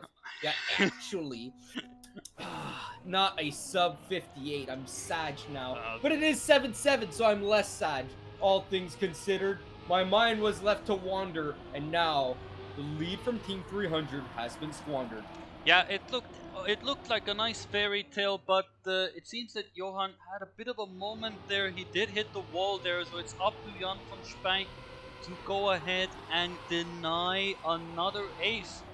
If Bavaria 2 get an ace now back to back, it's their track point, and a fairy tale is turning into a slow nightmare as Troll Despair is slowly kicking in. We saw this same picture in the previous round. Do we see the same result as we go up the hill at the moment? Shofi taking a bit of a safer line, loses a bit more speed, but it should be pretty equal. So it's the point of view for Jan van Spijk. Does anybody make a mistake in front? Shofi, Boris, make it clean. And the worst situation has happened for Team 300. 2 aces in a row for Bavaria 2. And it is a track point for parkour, as throughout the entire match, Team 300 looked to take the match. But you just add a sprinkle of aces into the mix, and all of a sudden that has gone to dust. Dreams have been shattered. Oh my goodness. Team 300 had all the momentum heading onto this map. And of course, they took it with a stride, man. They were up 6-2 after the third, fourth, or the third round. So they were up 6-2 after the third round and managed to lose it out. Oh, that hurts so much. Only 1 point after being up 6-2 and losing in that fashion. That hurts. That hurts real bad as we head onto the fourth map, which is Arrow Pipes. Can Jan Van Spijk and Johan Klan get back into this one? Because Team 300, who had the lead, man, that mental could be all shot here, and it could be all she wrote for Team 300. But Bavaria 2, they are not prone to just straight up winning here. So let's see if Team 300 can take advantage of any of the mistakes. Keep in mind, right, Team 300 have not been able to take up all the mistakes that Bavaria 2 have been leaving on the table. And at this point in time, if you're Team 300, you must capitalize. As Johan Klan currently in the lead next to Shofi. Shofi side by side with him as Boris is in third, keeping up with the podium position. Though Jan Van Spijk wants to take that away. The more outside inside line, he's got all the speed, and look at that, he's got himself third. Shofi side by side with Johan as we're onto the dirt now, and with the 180 upcoming here, there is the lead taken by Johan, and there comes Jan Van Spijk, and now you got to take advantage of this. You must ace if you're Team 300. You cannot let this go to waste as the jumps onto the pipes. They're perfect. But a little mistake out of Jan Van Spijk. Can he make it out to the second one? No, he can't. But Boris can. And so he'll take the ace away. But Team 300 will still win the round. I mean, Johan had a very nice time up front. Yeah. He didn't see anything happen at the backwards, but again, a crowd favorite Arrow Pipe showing why it is in the map pool. Everybody has a little giggle, a little enjoyment of the map. Of course, I'm sure 99% of the chat is probably can drive this map without any mistakes. They're all connoisseurs of Trackmania. Of course, because why not? Because they are Trackmania viewers. We all know the Trackmania viewers are the best at the game, even better than TMGL players. And let's see how we go here. We have another round up and coming here as Bavaria 2 in a very comfortable lead.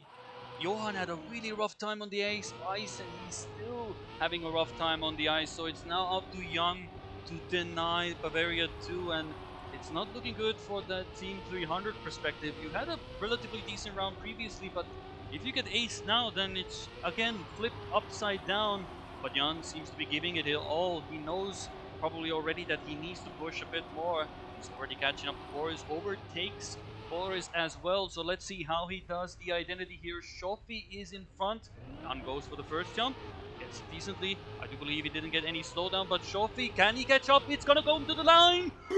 And he gets it. He denies it with so closely, only 20 hundredths of a second. 200ths of a second. And he denies the ace. The worst case scenario is the gap stays at 1 point. And Jan Van Spijk, he pushed. And he pushed to the very end. Well done for him. Very good round. And he keeps the dreams alive.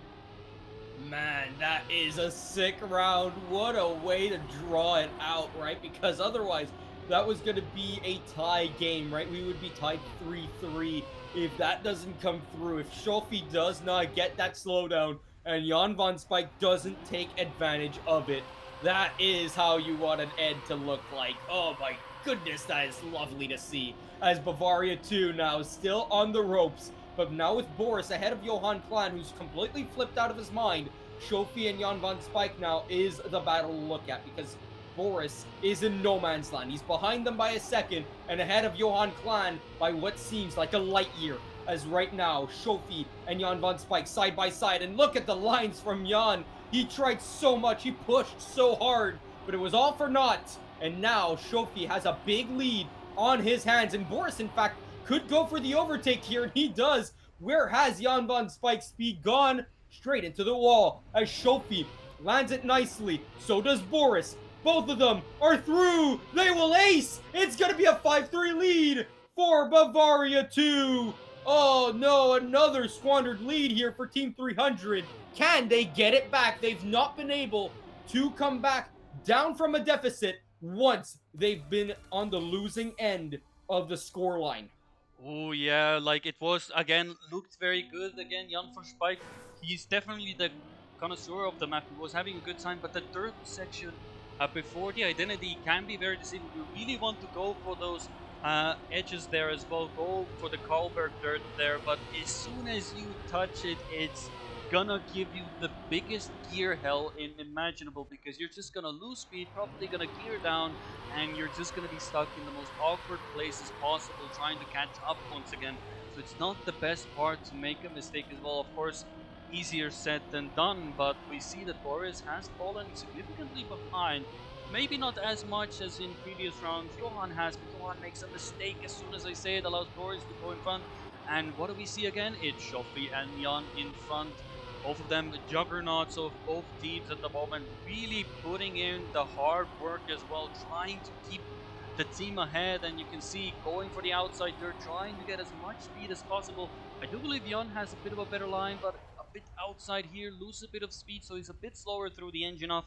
Loses a bit of time, so let's see. Shofi very close to the stand, but gets involved. Shofi flies off, good kick by there, and it seems that Boris is second. Shofi gets overtaken on the line by Johan. What a clutch!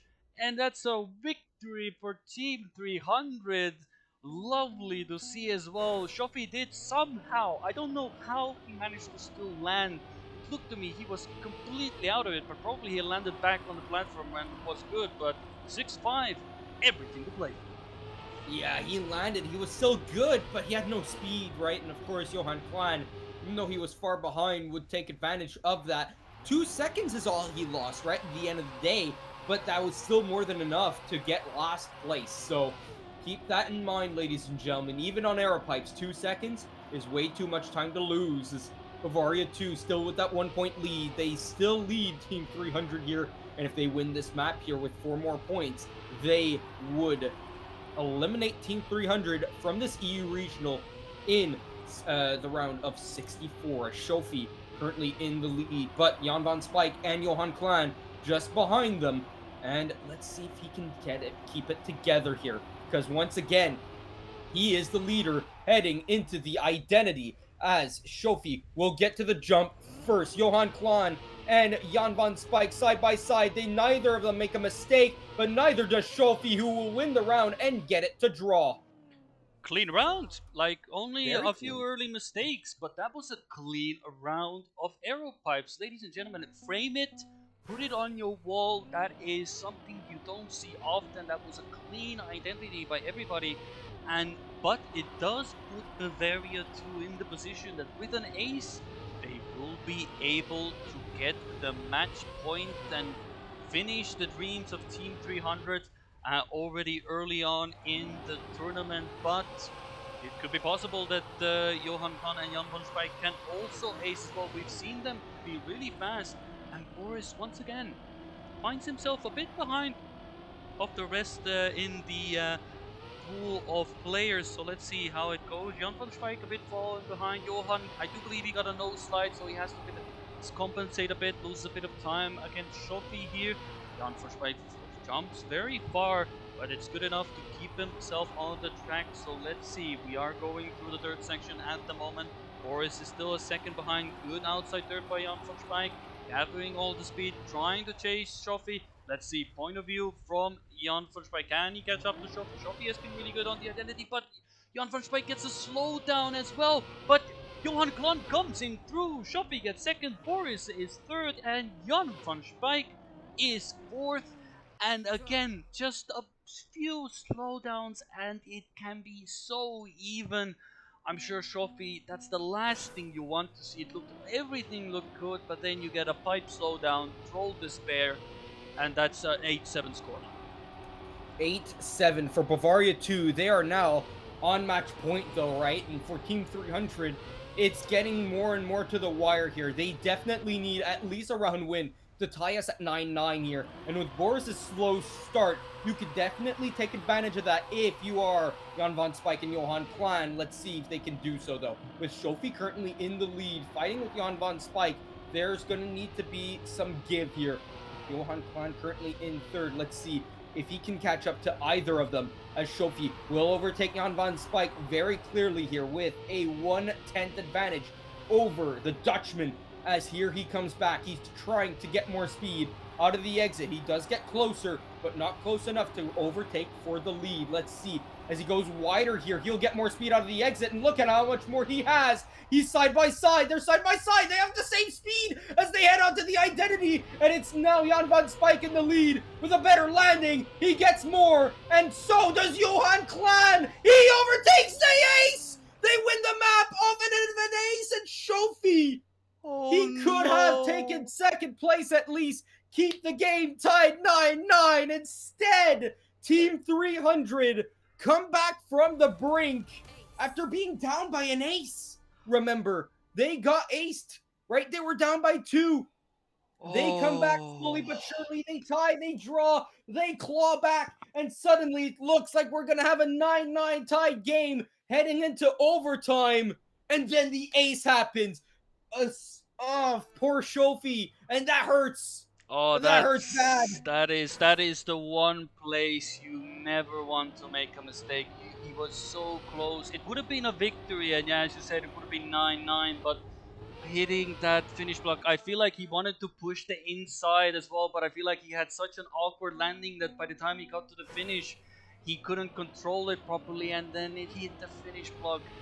But now we are on slowdown. It's a game for anybody to win now. We have no idea what the pace here is. This was a randomly chosen map, so it's now up to anybody to go. It's a very technical map, and we can already see that Boris making an early mistake, and I do hope that that loss on that previous map hasn't shaken Bavaria too up, because everything's still up for grabs. But let's see, Team 300 definitely on the up. That ace probably boost their motivation immensely, as we have a point of view of Johan Klan flowing closer to the identity, and this is slow down. The identity you've all seen many times before, no changes to it, so here we go. First, you try to avoid a bit of airtime. Johan gets it, but it's perfectly fine. But can Jan van Spijk deny Shofi? Shofi flies out, which means Jan van Spijk and Johan get the ace. And it's going from bad to worse for Bavaria too, as from getting ace to lose a map, and now they're down because of an ace. Oh boy, you really gotta put in that mental game now and just pull through here. But those last 2 rounds are tilt rounds, especially if you're Shofi there, right? Boris, not so much, but I mean, he still hit out really early on and was not able to fight. That could still tilt you a bit, but for Shofi, you were in the lead for both situations, right? At some point, and at least were capable of stopping the ace from happening in both circumstances and both times. It's by your own volition, right? It's your own mistake, and you know that it is if you're Shofi. So at this point in time, I would not be too surprised if he is tilted. But at this point in time, right, in a tournament like this, you need to keep yourself level-headed, right? And it's the level-headed teams, right, the ones that can put away rounds like that in the back of their mind, that will win out the games. Let's see. As Shofi stays ahead, there was an airtime there for Jan van Spijk. Johan Klan fighting with Boris, who flies off himself. And so it's Shofi who's going to come to second place. Jan gets third. And so it's a 5-1 lead now for Team 300. And this one could be over quickly. Or Bavaria 2 could do the same thing they did earlier on map number 3 to win it out. Remember, they were down 6-2, and they came back to win that one. Well, same story could be said here. Yeah, but they did look a lot more convincing on parkour to end off as well. Hopefully we will get that same momentum going, as we see already 2 early little mistakes happening as Johan and Boris slightly fall behind. But this is something definitely that Shofi and Boris are looking for. But if Jan van Spijk is keeping it in front as well, we've seen Johan Klan hasn't made any mistakes in the identity, so knowing that, that will put extra pressure on Bavaria too as well, because Jan van Spijk did have a few moments on the identity, but let's see if he can get it clean as well. We have a good perspective from Johan here, so let's see as we go on to the identity, and Boris gets a bit of an awkward line, nose slide as well, so that is the worst case scenario. So let's see, can Shofi keep it clean? He has flown out twice now, he does keep it safe, but will he have enough speed to deny? No! And it happens again! He hits the finish block, and it's another ace. I feel like Shofi stuck a few magnets on the front of his nose, and he gets all constantly hits the finish block. It's now 8-1, 2 points away for Team 300 to take a match that at first looked more like Bavaria 2 to win, but now it's just gone complete opposite. It really has. And you know what? This is how Bavaria 2 started, right? Remember, Team 300 started the first map losing 12-2, right? That was a blowout of a game, right? Blowout of a track. And we just thought, okay, Bavaria 2, really strong map. How does Team 300 respond, right? And it was a really close second map. And then the third map happens and they get completely beat down by 2 aces to lose it after leading by 4 points. And then they completely won on map number 4 due to that ace, and Boris here yepturing himself. He's not even going to try anymore, and Shofi, that's it. That's the rage quit. That's the GG no re, and that's Team 300 through. And when we say that you got to keep yourself level-headed, ladies and gentlemen, this is why, because tilters can get you completely out of tournaments. That one hit into the finish by Shofi at the end of round number 4, at the end of Arrow Pipes, completely ruined slowdown for them. Bavaria 2 were never mentally in there, and by the time they even reached track number 5, it was already a win for Team 300. Yeah. Even though it was 2-2, the momentum was completely on the side of Team 300, and the mental was shot from Bavaria 2. That is rough, and that is really hard to see, but at the same time, it's a good message for everyone to learn as well, right? That is something that you have to understand, that nerves get to you, right? And once you get those nerves get to you, it's hard to let them go. And at that point, right, you get angry because you know you can do it. You know you can do it, and it's not happening. Yeah. And you just get tilted. Yeah, but I commends to Bavaria for Team 300 not giving up, and they move on to the next round as well. In this case, I do believe that that match took so long that all of the other matches were able to finish in that time, but I feel like we got a thriller of a match for that round. So we will go on to a quick break here, and once we come back, we will have another set of matches to come, and hopefully you are all ready to go, ladies and gentlemen. But until we see you for the next round, I'll see you there.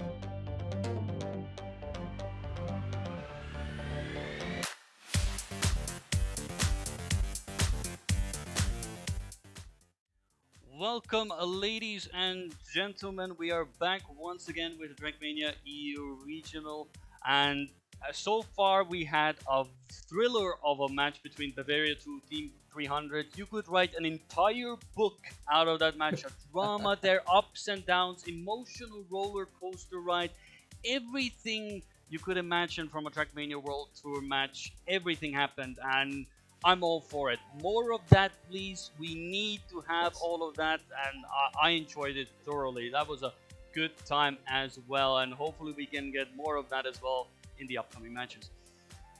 Oh, I hope to see it because that was a thriller. Honestly, a 5 map beatdown. Honestly, that's just the way every match should go, right? And sadly, no overtimes, right? We've not seen a single overtime so far, so that could be the only way that this gets more interesting, right? But to be fair, right, there were a couple maps such as, let's say, parkour, which felt relatively close up until the aces happened, right? It was relatively close. Reps was very, very close up until the ending as well. So, listen, we can have ourselves some wonderful games still up here. And as the matches get tighter and tighter, we're into the round of 32s at this point, right? So, Yes. only 32 teams left. Yep. And only 16 will remain after this round. Yeah, and it is very important round. The winners of these matches will go into the top 16 teams, which means they will be guaranteed one global point as well. So that is something Yes. that is very important as well. So, and after that, we will then whittle down the teams even more. So we are getting closer to those matches where it is either you go out or you go on to day 2. But not yet. For now, at least, it's up for the game. Do you progress further and secure a global point? That is something definitely worth going for as well. And and of course, as we go on in the tournament, you will see a lot more familiar names popping up. Some esports names, a lot of Yeah. closer matchups, even more so as well. I mean, we've had so many good matches already, and we are getting even better and better and better. And I hope that continues all the way through. Well, ladies and gentlemen, we've got ourselves a matchup here, right? At this point, which one did you go to? Which server? Well, we Do do you have know? a match in this case where we have a server which has Pupipu and Tomashon and Rin versus Jalik. So that is definitely an interesting matchup. I think I do Yes. believe the bigs and bans have already been done. Don't quote me on that, ladies and gentlemen. But we are on this. We do have the server already up. But I feel like before we go into the match, I do want to touch upon the fact that I think something that is important as well, given the previous regional as well.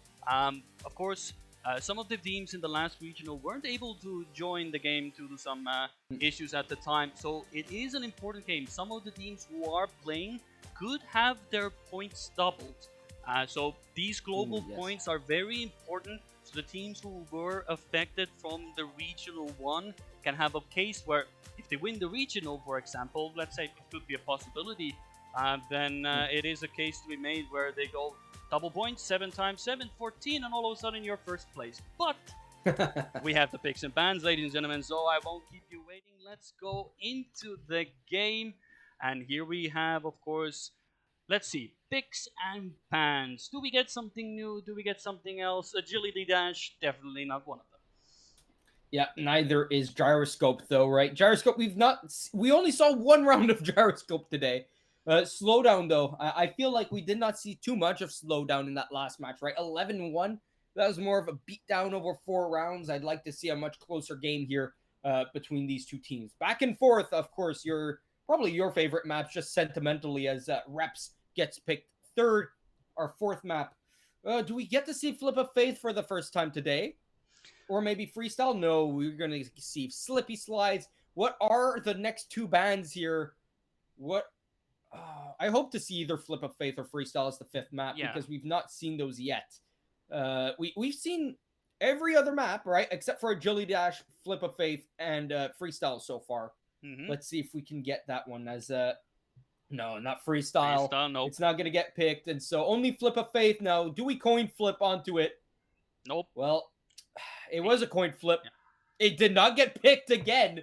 It's parkour. There's a paradox here with poor flip of faith, right? Poor flip of faith has been stuck whenever there is a coin flip for the random map where it's never picked. Yep. Never, ever, ever. I don't know how. It's basically the case. It's a flip of faith, and it's the name proves it well. But for the wrong side, the fate of that map is to just sit in the cupboard, slowly gathering dust. We definitely, I'm sure there are matches where we've had it already in the tournament, but every time we pick a match or a match has been chosen, no flip of face so far, no agility dash, and no freestyle yet. We're still missing 3 out of the 10 maps. Come on, ladies and gentlemen, give us content. I know you like those maps. I know you're good at it, but the ladies and gentlemen watching want a bit more entertainment. But given what the maps we have, they're still gonna be good. And of course, one thing important as well, Couple Rule was one of the teams who were in the top 8 in the regional one, so they are in the running to go for a 2 in a row as Domination and I'm sure you will pronounce it properly for me afterwards, and Gialik and Rin on PSPP. How do you properly pronounce that name for Thomas John's teammate? I can't Well, do you it. have Thomas Jean, and then you have Poopy Poo. Okay. It's literally that simple. Poopy Poo. It's Okay. You could say it fast, but that's up to you. It sounds weirder when you do, especially because in our context we're saying it in English. Now, of course, you also have a Jalik, right? Which not exactly the easiest name to say, but I think is a little bit harder to say, especially if you're not French, as both players here to start us off will crash into the dirt corner right off of the start here of slowdown. And so both Rin and Thomas Jean not with the best starts, and Thomas Jean crashing out again. And so it's Chalik versus Poopy Poo. Let's see if we get ourselves a tight round between these two, as Chalik currently has the lead. Can he keep it together here? As so far, so good looking for him. BSPP trying to keep it together, but Poopy Poo takes the lead with a beautiful drift. Let's see if he gets any airtime. No, he doesn't. A little bit of airtime with his front tires, but that does not matter too much, as the next turn is even more perfect. He goes down low to go back up high. A lot of speed being driven through. Jalek comes in second, Rin in third, Thomas Jean comes in fourth. We have a draw to start us off. And it is a draw, and I do believe now something clocks in my head. That makes sense. Thomas John's teammate. The in-game name is what you see on screen, but it is Hugo 220. That is Thomas John's teammate. If my memory serves me right, it's just the name that it is in-game, so I will refer to him from here on out as Hugo. So that is the duo of Kapurul. So makes it easier for me. Thank God my memory is somewhat decent, not a goldfish standard, but if we can see that Kapurul definitely showing why they are the top 18 from the previous regional, currently top 2 as well. And let's see if the boys in the back can get to them as well, as Rin and Jalek are trying to go for it as well, but currently a commanding lead for the two up front. So let's see here, but Hugo flies out and allows for BSPP come through. Can they get it? Can they hold up a draw? And yes, indeed they can, as Hugo had to respawn, probably flew out another time, and it's another draw. 2 rounds, 2 draws. What will be the next course for us? So let's see for this round. Let's see. Will we get another draw? Will we get a round win? Will we get an ace? Right? We could have all 3 of those, obviously, every single round. But so far, only draws as far as the eye can see. Ren currently leads with Jalek right beside him. Hugo trying to keep up with him, but that's not happening at this point, as they're side by side. No mistakes off of the start like we had during the first round, where Ren and Thomas Jean were far behind already right after the first corner, as we go off of the bobsled with Jalek currently in the lead, Thomas Jean just in behind, Hugo in third, and Rin in fourth, having fallen behind by quite a little bit, as Jalek keeps the lead over Thomas Jean. Hugo trying to keep up with his teammate as we go into the identity here, and it's a slow down from Jalek, but Thomas Jean did not do so very well. But here he comes back. Hugo, can he snipe Jalik? No! It's 3 milliseconds that separate both, and Hugo is on the losing side of it. Jalik wins the round for BSPP, and they'll take the lead by 1 point. Oh, that was a good round as well, and Slowdown shows its merit. You let the map cook a bit and put a few good players on the map, and you're gonna have very close rounds indeed, only separated by 3,000ths of a second. And let's see how this round progresses. Start is always very close as well. Domination not having the best of time, but gets an interesting zoop, and he's still in front. How the hell did he control that? Holy moly!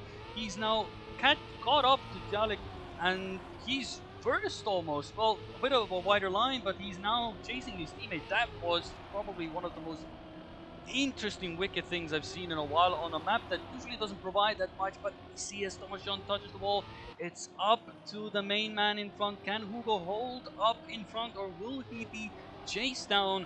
And cool, calm, and collected, he will come in first. Jalik second, Domination is third, and Rin coming in fourth. And we get a score line we've seen many times before. At least if we go back to our previous match, it's 5-5. And let's see if we can keep the match going. Close round so far. Very good match. I'm really loving it. Really loving it as well. It's the start of round number 5 too, right? So at this point, everything's coming up fives. Everything makes us think that it's the halfway point of this match. However, that throw a wrench into that plan, as right now Hugo and Domination are side by side in an ace formation. Jalik is a little bit behind, but he could catch up with just one turn here.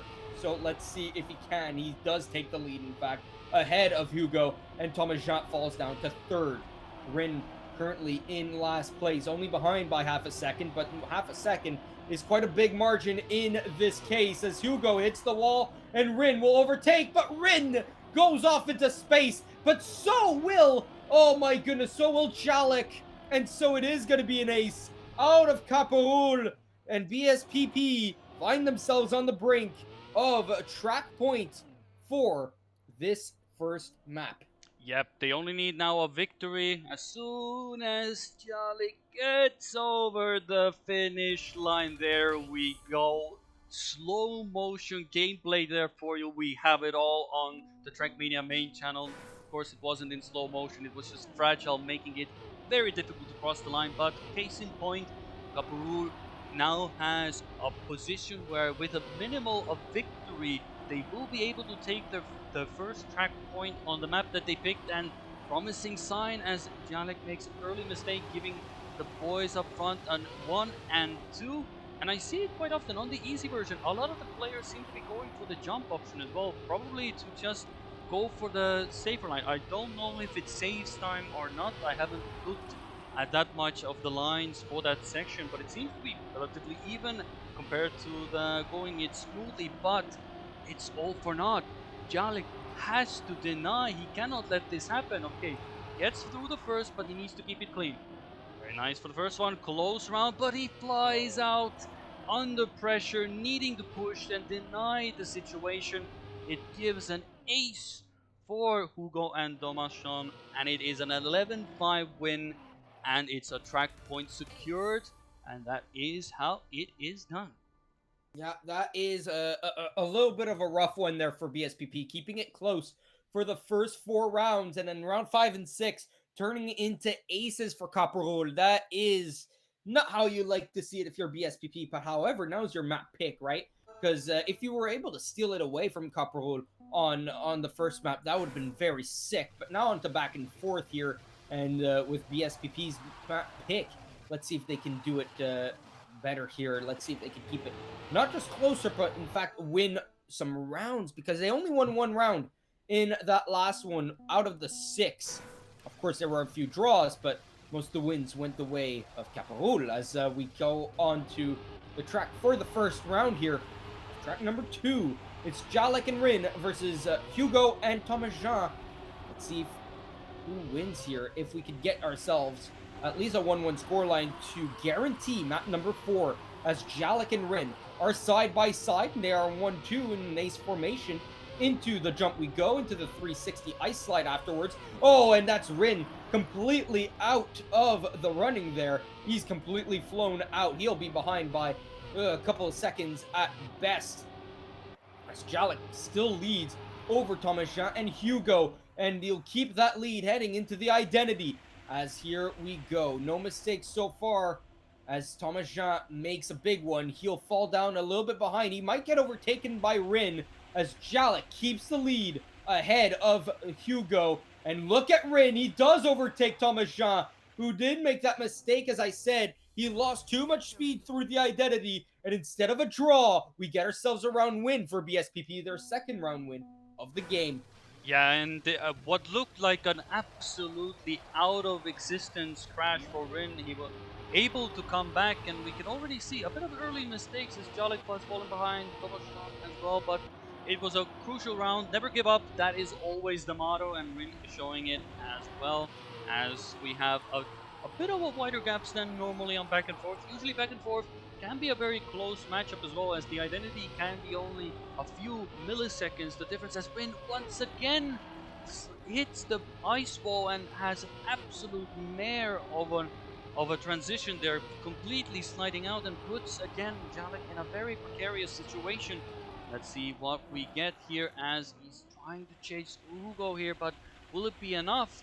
It is a very surmountable lead at the moment, so he needs a bit of a miracle here, and touching the wall is not a miracle you want to see. Can Domination get in front? Not quite. It is a back-to-back victories, one for each side, drawing the score and giving us a 3-3 once again. Yeah, we are back to tied as we head on to round number 3 here. Wins going both ways. Can we see someone taking the lead and keeping it, though? Let's see if one team is going to start running away, or if we'll see the continuation of how tight this game can truly be, as Thomas Jean and Hugo currently in an ace formation side by side, but Jalek and Rin just behind, not having been making big mistakes so far. But this is Rin's kryptonite. Let's see if he survives this. As he jumps up, he'll get the 360 and he'll land it. But once again, in last place.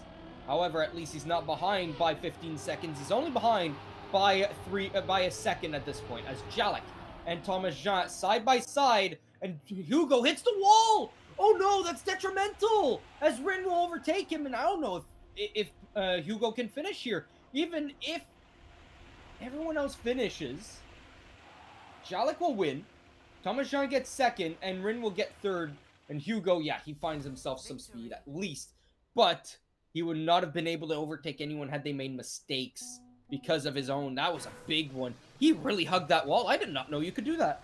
Yeah, it is a case, if you go really close to the wall, that respawn can be a very that red booster can be a very annoying. If you go too far, you can just simply slide across the wall, as we see Hugo making an early mistake, but it gives you absolutely so much slowdown that you will not make the transition, and you will probably just slide all over the place. But this is a very good position at the moment for PSPP, as Thomas Jean goes for the flippity flip, but he still somehow lands it. So, I mean, 6 points, I'd say it. It was not the cleanest landing, but, you know, still a landing so ever. So we see at the moment a potential ace coming in. Can Hugo deny it? He's very far behind, and that is not how you want to deny an ace. And hopefully these players, you can see Charlie has slowed down a bit, maybe just guaranteeing the line, and they go hand in hand. Equal time as well. Perfect in harmony. People friends here as well. It's very nice, you know, very wholesome moment for the team. But it's not a wholesome moment for Couple Rule, as they find themselves 4 points behind. Track point for PSPP, and the only victory away for PSP to take the match. Well, in this case, the track point. Yeah, perfectly balanced, as all things should be, right? Especially if you are a lover of tea, that is definitely something that BSPP, I think, would agree to, as that is some airtime there for Hugo, and he'll find himself down in last. Will anyone make a mistake this time around on this 360 jump? No. And so, Rin currently in second place, trying to keep up with Tomajan, who's trying to at least draw the round out. It would be a 9-5 situation if that were to occur, so they'd still be down by 4. And so Tomajan still in the lead. It's crucial that he stays there and stops the round for BSPP, but that's a big mistake out of Rin. That could actually be huge as Hugo goes into third place. Thomas Jean wins the round, but Hugo also made the mistake. Oh no! That could have been the game tying round there for Hugo, because if Hugo goes into third, right, they win the round.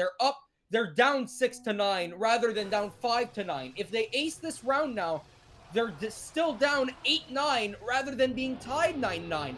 So that big mistake out of Hugo just cost them 1 whole point, and that 1 point could make all the difference. Yeah, and they denied us from a nice scoreline as well. Really mad, Yeah, but really mad. we take what we can.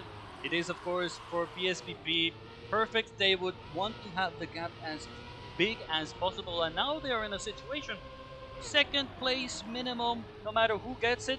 That's good enough. Even if Kaparu get a victory here, which they seem to be going for, that's not going to be enough. We would end up in a 7-10 score. Ladies and gentlemen, this has become a math class. There's so many numbers to go for, so let's see who gets what. We're going from the position of Jalek here, gets an inside turn, so we are 3 players neck and neck here. Rin touches the line. Can Hugo deny it? It will be an ace for Kaparu. And it's not over yet. Second place is all you need, but if the other team aces you, well, you now have an 8-9 score, and if Copperol at minimum get a victory, it will be an overtime, but they do need to get an ace to win, a victory to draw, at least the scoreline. But if somehow we end up in a draw situation, it will be 10-9 and PSPB win. But currently looking, Jalik already fallen behind. Well, not looking really good, I'm not gonna lie. Not looking too good, and that's why I said that Hugo's mistake there in the previous round was so huge, because now they'd be tied 9-9, right? And so at this point in time, they're looking down the barrel of a loss, unless not like this. Thomas Jean currently in the lead, but Jalik and Rin are currently in draw formation, second and third. And with Hugo's massive mistake, Rin and Jalik can just go through, and Thomas Jean's made a mistake. They've thrown this one away. And now we're going to be tied at 1, heading on to map number 3. We are going to see a fourth map at least. As we go on, it is a victory for BSPP, an 11-9 win. Yeah, and I think PSPP, I think they chose the map, and I don't think they wanted to be as close as it came to as well. But then again, Back and Yeah. Forth is a map that a lot of players have played a substantial amount, so even if you pick it, you're never gonna be safe when picking it because a lot of players are really good at it, and it came down to the wire in the end with an 11-9 score, but it gives us a 1-1 score in the track points, and we move on to reps. And we saw some really good rounds on reps, I must admit. Even with the identity being what it is, we did see some heartbreaks as well in the end. Hopefully, we won't see that coming as well, but storylines are waiting to be written. So let's see for this round as we are in the position of spectating Jalek. Hopefully, we'll start off. Well, either team is looking for a good round here, but which one will we get it? Or we just get a draw, and Jalek not having the greatest of starts, so it's up to Rin to deny a potential ace or a victory. So let's look at the point of view of Rin as currently having a good drive here, going for the inside, not opting for the outside. The outside is faster, but slightly riskier because you are trying to, of course, go for the car belt dirt there, and of course it's very easy to touch on the outside, but a very commanding lead. And remind, of course, that Reps was picked by Kaparu, so there's a reason why they are ahead, and very inside approach from Hugo there. Looked like almost he was gonna hit the CP there, but he stays in front with Domination. So let's take a look at the boys in front, currently going hand in hand into the identity. Will they exit the identity SO? That is as clean of a round as you will ever get. 104.765 separated by 13 thousandths of a second, and that is an ace for Copperol. That's a textbook round if I've ever seen one. Yeah, and poor Chalik, right? He made that mistake, and Rin tried to keep up, but he just got rinsed by both Thomas-Jean and Hugo there. This is definitely a map that could go the way of Caparul as they keep on rolling and rolling fast indeed. As Hugo currently in the lead, Chalik trying to go for the overtake, goes a bit wide, will gain the lead ahead of Thomas-Jean and Hugo as they try to keep it together here. Rin keeping up the rear, but no mistakes out of anyone else, and with Rin not going for the risky lines, he'll find himself dead last as the continuation goes on. That's Jalik that's out. No, that's not what you want to see if you're a BSPP fan. And Rin, once again, needs to come up clutch. But will he get rinsed again by Thomas-Jean and Hugo here as they go through the looping? Look at the speed that Thomas-Jean brings through. It's not enough. And so Rin can go for the overtake as we go into the downhill. No airtime for Rin, but not enough speed, not as much as Thomas-Jean and Hugo as they go onto the identity again, and it's perfect from both of them once more. It is another ace. They're again separated by nothing more than 19 milliseconds. Both players have done 104.7s 2 rounds in a row.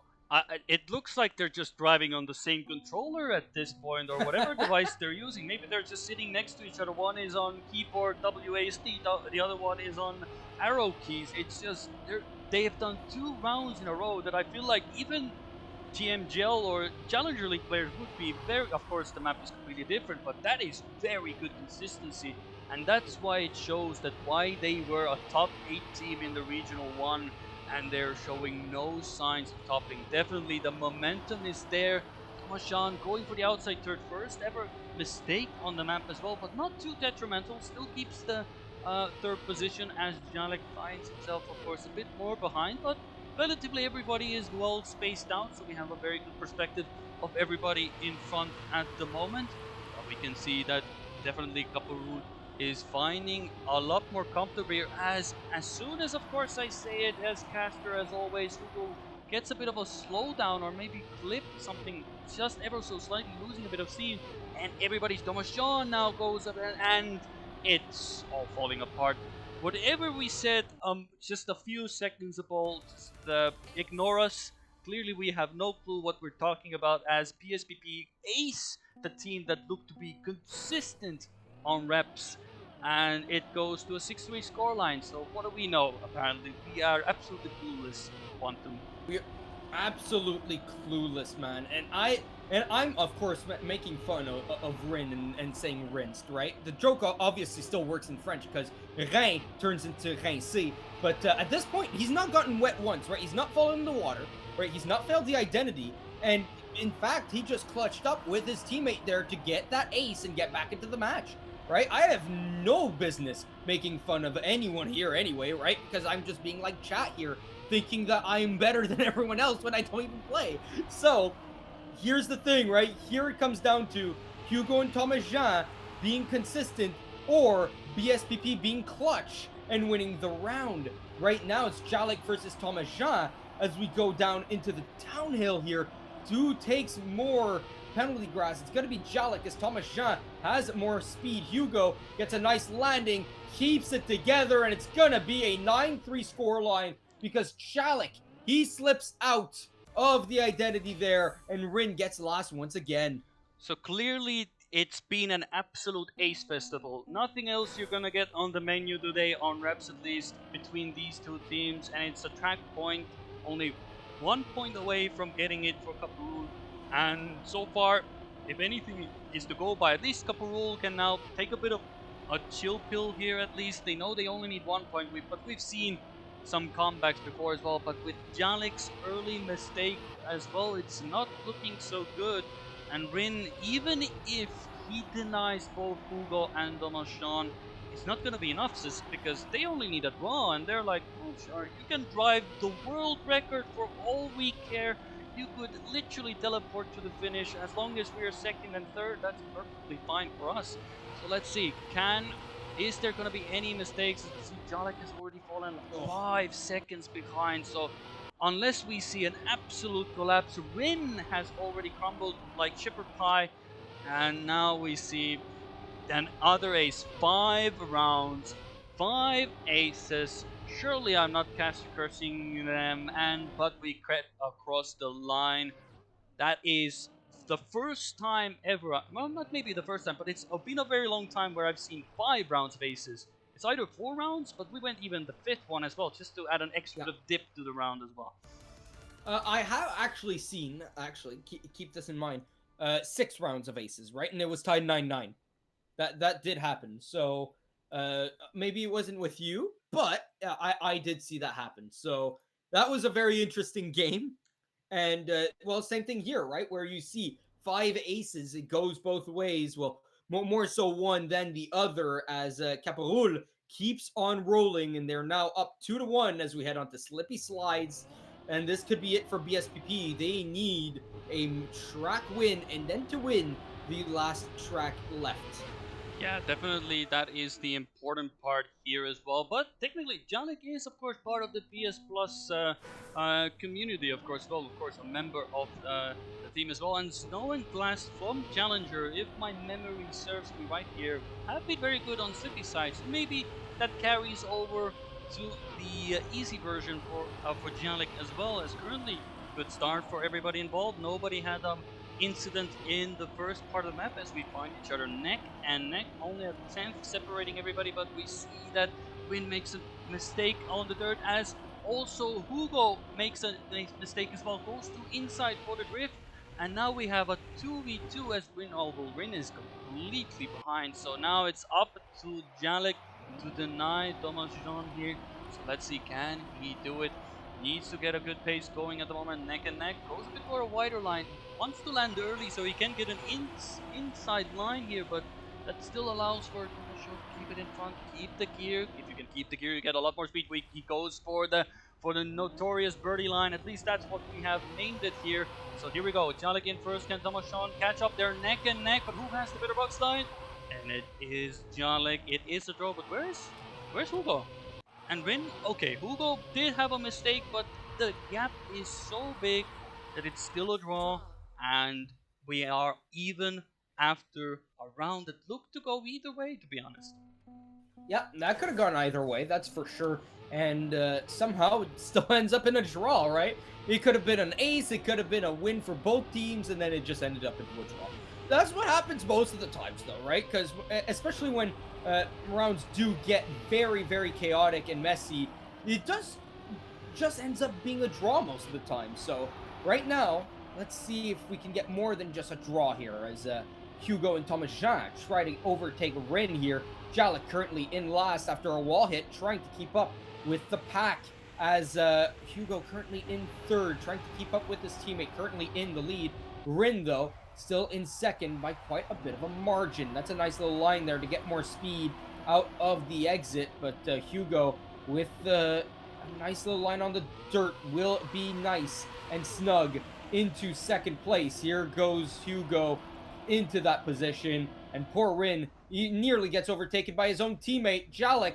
In fact, he does as we head into the identity here. Hugo takes the lead from Thomas Jean, who's really inside. So is Jalek, and he flies out and is completely dead. And Thomas Jean and Rin were side by side. Only 3 milliseconds separate the both of them, as Jalek, oh my goodness. How close could that round have been had Jalek not flown out from the second bug slide there? That could have been possibly a draw or a round win for Caparul. Instead, it's an ace, and it's only by 2 milliseconds. Yeah, the fine margins that define Trackmania as well.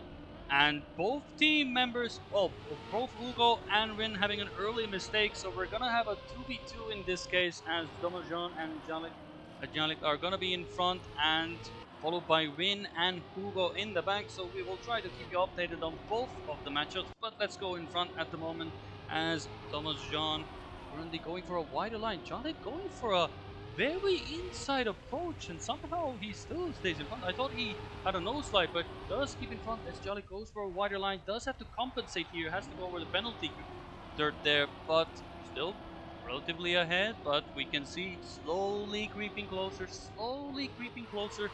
Let's see how this section is done, both equally at the moment. 1 and 2 could be everything on the line. Let's see here, both go into the identity. It's gonna be an interesting way to spectate this, but we see that Charlie goes on the inside and gets overtaken by Domination. But how is at the front? Hugo is also overtaken Rin. So it's a victory for Caparul. And now it's a 6-2 scoreline, and you really need to start now gathering points, or Caparul are just gonna slide their way into the next round with a pretty commanding lead. Yeah, because that could have been. There were two 1v1s there, right? Thomas Jean and Jalik and Hugo and Rin. And both Caparol players won their 1v1s, right?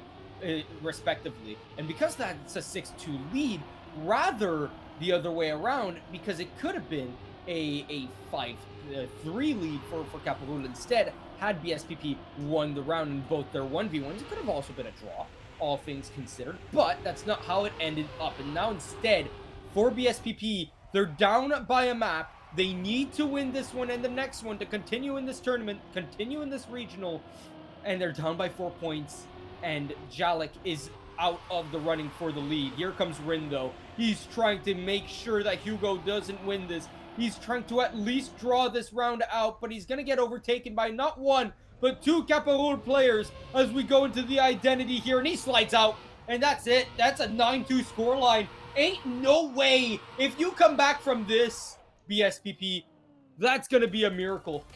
That would be a miracle of all miracles. Down by 7 points with match point on the line here for Caparol. BSPP need 2 aces and a round win just to bring us to overtime, or 3 aces to win out the match, or 2 aces and 2 round wins. Whatever you want, whatever you think of, and Jalik is not helping out the situation here whatsoever. They need the ace. Thomas Jean's completely out of it, but so is Jalik, and so it's down to Rin, and somehow Rin needs to make Hugo completely go out of this round. Turn on cars, you know, turn on contact mode. I don't know how you do that, but yeah, you really have to hope now that Hugo has to make a mistake. I'm sure Thomas Jean has said to him as well, maybe they are in comms as well, that I'm completely out of it as well, but he will say that he is in third. So now Rin basically has to push and give it everything, because if Hugo is first or second, that's game over. And that is going to be the end of the road for BSPP, and that is not what you want to see. But Hugo flies out. Rin is there. Where? Wait, what is happening? Rin is first? Question mark? Okay, Rin is first. Hugo is second. It's going to be enough for the win, but everybody is just absolutely out of it. This is the most chaotic round of Slippy Slides I've seen so far. It was just galore everywhere, and we finished with a 1:11.2 as the finishing time. It is a draw, but it is the end of the road for BSPP as Caparol move on to the next rounds as well. A very comfortable win, I would say, overall, all things considered. BSP took 1 track point, but that's not enough to win the match. Yeah, not enough to win the match, and they'll go, and there goes Caparol into the top 16 teams right now, as there's one more round before the end of day number 1, and plenty of other teams have already finished their games. We could talk about that, as we might be able to find another match here. Serotonin has won over Illoria, and they're into the round of 16. Ascent and Raptors have also made it to the round of 16. Glorious Esports have found themselves in top 16. Team Jail find themselves in top 16. Mint, which is, I do believe, Tricky and Razi, find themselves in top 16. Evo Pink, top 16.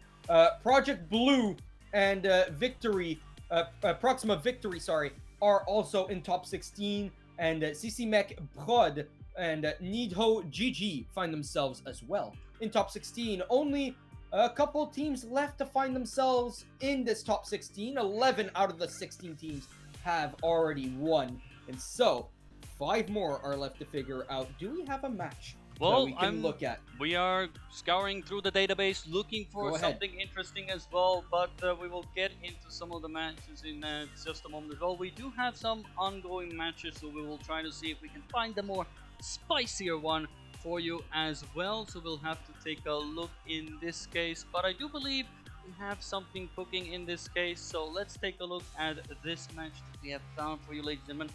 Put on a nice plate, and hopefully it will be a match that you will all enjoy. So we will switch to the map as well because it's a map we have not yet seen. So here we go. It is OSV Black versus Project Conquerors. It's Busy TM Max Track on OSV Black and XOY and Roquette on Project Conquerors. And it's a map we haven't seen. Content Quantum, we do have the content as we go into the identity. We already see it's very close as well, but everybody has made a mistake. XOY finishes. Max Track is second in this case as a finish line to there, and it's a draw in this map. Very hard to come in when we just get into the match, but we just were able to get all of the action just in the end as we move on to the round, and we can see that Project Conquerors is 2-1 ahead, at least in track points and in the regular score as well. Yeah, they are up by 3 points on OSV Black, and they'll need an ace to come back, or 3 round wins would tie them up 9-9 as well, but that would be 3 rounds away as Roquette is currently in the lead. Buzzy trying to overtake and trying to keep Roquette busy as XOY also there trying to get into the lead, but he'll fall down to last place as Max Trax overtakes him. As we head now into the ring jump here, will there be any mistakes? As someone jumps really high, I do believe that was XOY actually.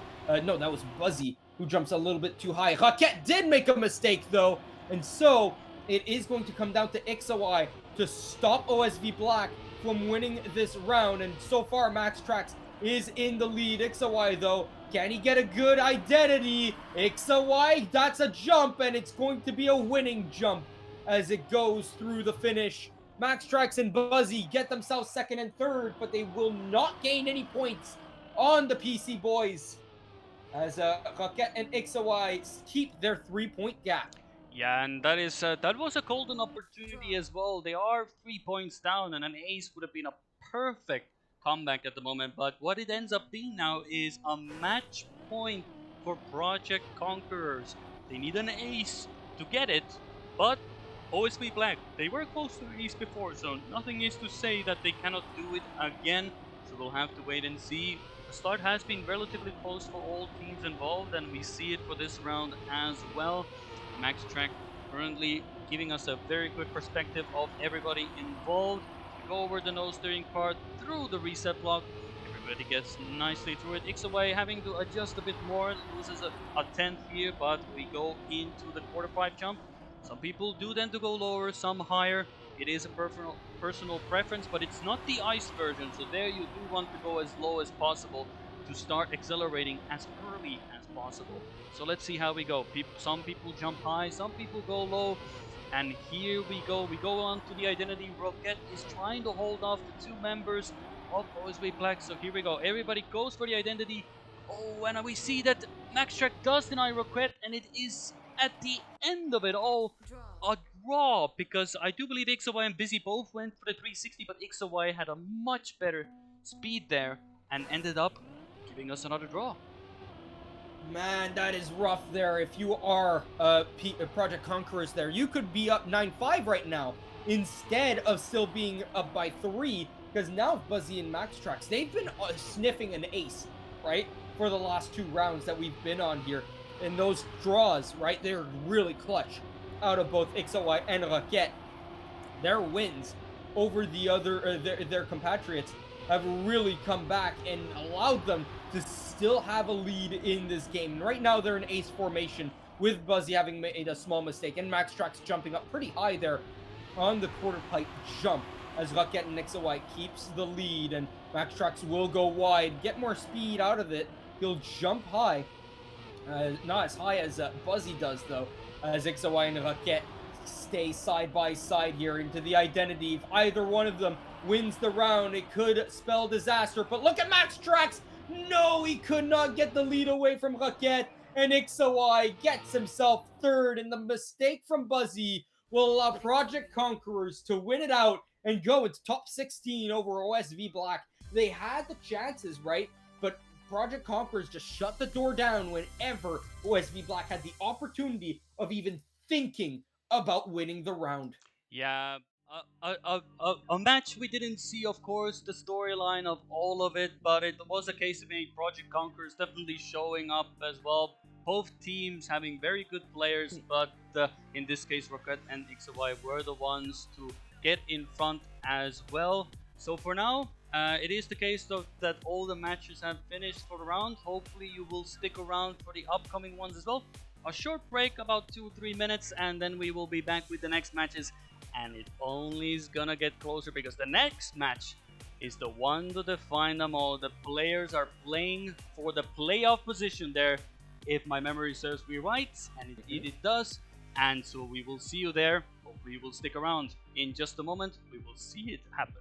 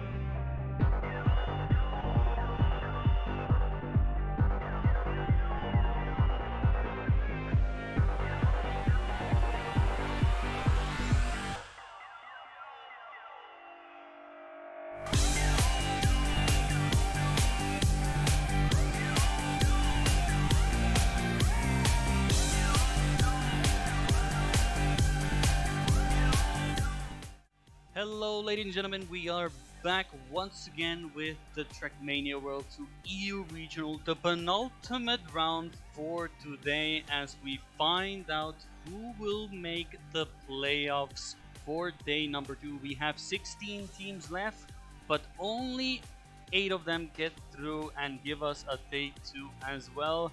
And seeing some of the matchups already, oh boy, we have some barn burners for us as well. I'm looking forward to this one. And we have, of course, the duo that didn't play in the first regional due to the issue we had last time, but they are definitely in the up and running as well. The duo I'm speaking of is called Nera and Hydra, and they're definitely looking to get a bit of redemption from the regional ones. So, and there's so many good matchups. I wish we could just cast all of them at the same time, just have like a multi-screen of 8 matches at the same time. Unfortunately, probably my computer would, or in this case, a computer would combust, and probably there would be very tragic consequences. So we'll keep it to one match. Hopefully we'll keep it to one. Yeah, hopefully we will get some other matches as well. Maybe a very good match 5, or maybe like a map 5. That would be really good as well. But oh boy, I haven't looked at the brackets myself. I've only been able to follow along the match as well. But I'm sure a lot of people are like, oh my god, if this happens, oh boy, good stuff. Let me give you one of those scenarios. Actually, Serotonin, who made it to the finals and lost to Ascent, right? Both of these teams are currently on the same side of the bracket. And so, if they both win their match of 16, they would face off in the first round of the playoffs. So rather than being a finals matchup, Ascent versus Serotonin would be a first round playoff matchup. So the first regionals matchup in the finals would be the first round matchup for tomorrow morning. That would be actually tomorrow afternoon for most of you. But that would be nuts. Moly, that'd be nuts. But Ascent needs to go through Raptors, who are not an easy team to beat, and Serotonin need to go through Lily Esports, right? Also not easy to beat. So all things considered, right, they have to go through those teams before even facing off against each other first. So nothing is guaranteed in life, especially matchups like those. They can happen, but man, that would be tough. Yeah, that would be that would be very tough. But I gave you a bit of a tease, chat, and there's a reason. We are on the match where we have Fulnera and Haedra and Mika versus Maimo Jr. What a matchup for us as well. We do see that agility dash and freestyle have been banned. Again, come on, guys, just give us a bit, man. I know back and forth. Okay, gyroscope, good map, but we want to see some agility dash, flip of faith. I still haven't been able to catch a match where it has been, so hopefully maybe some POV stream saw some excellent map match on a flip of faith or agility dash. At least on the mainstream, we have no luck whatsoever, but we have Slippy Slides and Parkour as well. Your traditional Trackmania World Tour EU regional map pack apparently. You just get the litter of the well, but we could get a decider on arrow pipes. Now that would be a very interesting perspective, but will they ban it? That is the question. I mean, whatever you ban here, right? It's a tough ban to make. Whatever gets banned here, you especially there you go, arrow pipes. That makes sense. Reps gets banned, and that gives us Flip of Faith. Finally, Flip of Faith wins a coin flip. How many times in a row was that? Was that like 6 in a row that Flip of Faith lost? Right? 50-50 times. 50-50 where the randomizer picks and Flip of Faith always lost, and no matter what it was. And for once, Slowdown doesn't get picked, and instead it is Flip of Faith. And hopefully we get to see it for once, because for once it gets picked by the randomizer. We better see it this time around, right? Oh my god. Imagine a decider between these two teams on a Flip of Faith map. Of course, we don't know how good they're going to be on the map, but if it's going to be what we've seen before, and these teams on paper are some of the more stronger teams in the EU regional as well, so this is going to be a barn burner, and this is where dreams can be crushed. This is why EU is a pure death content. We can have some of the best players in EU facing each other, and this is the case here. Fulnera and Haedra looking for redemption from regional number 1, and Mika and Maimo, well, everybody knows who Mika is, so there is definitely something to look forward to, as well as we have the matchups on the screen for you as well. Haedra Fulnera versus Mika and Maimo.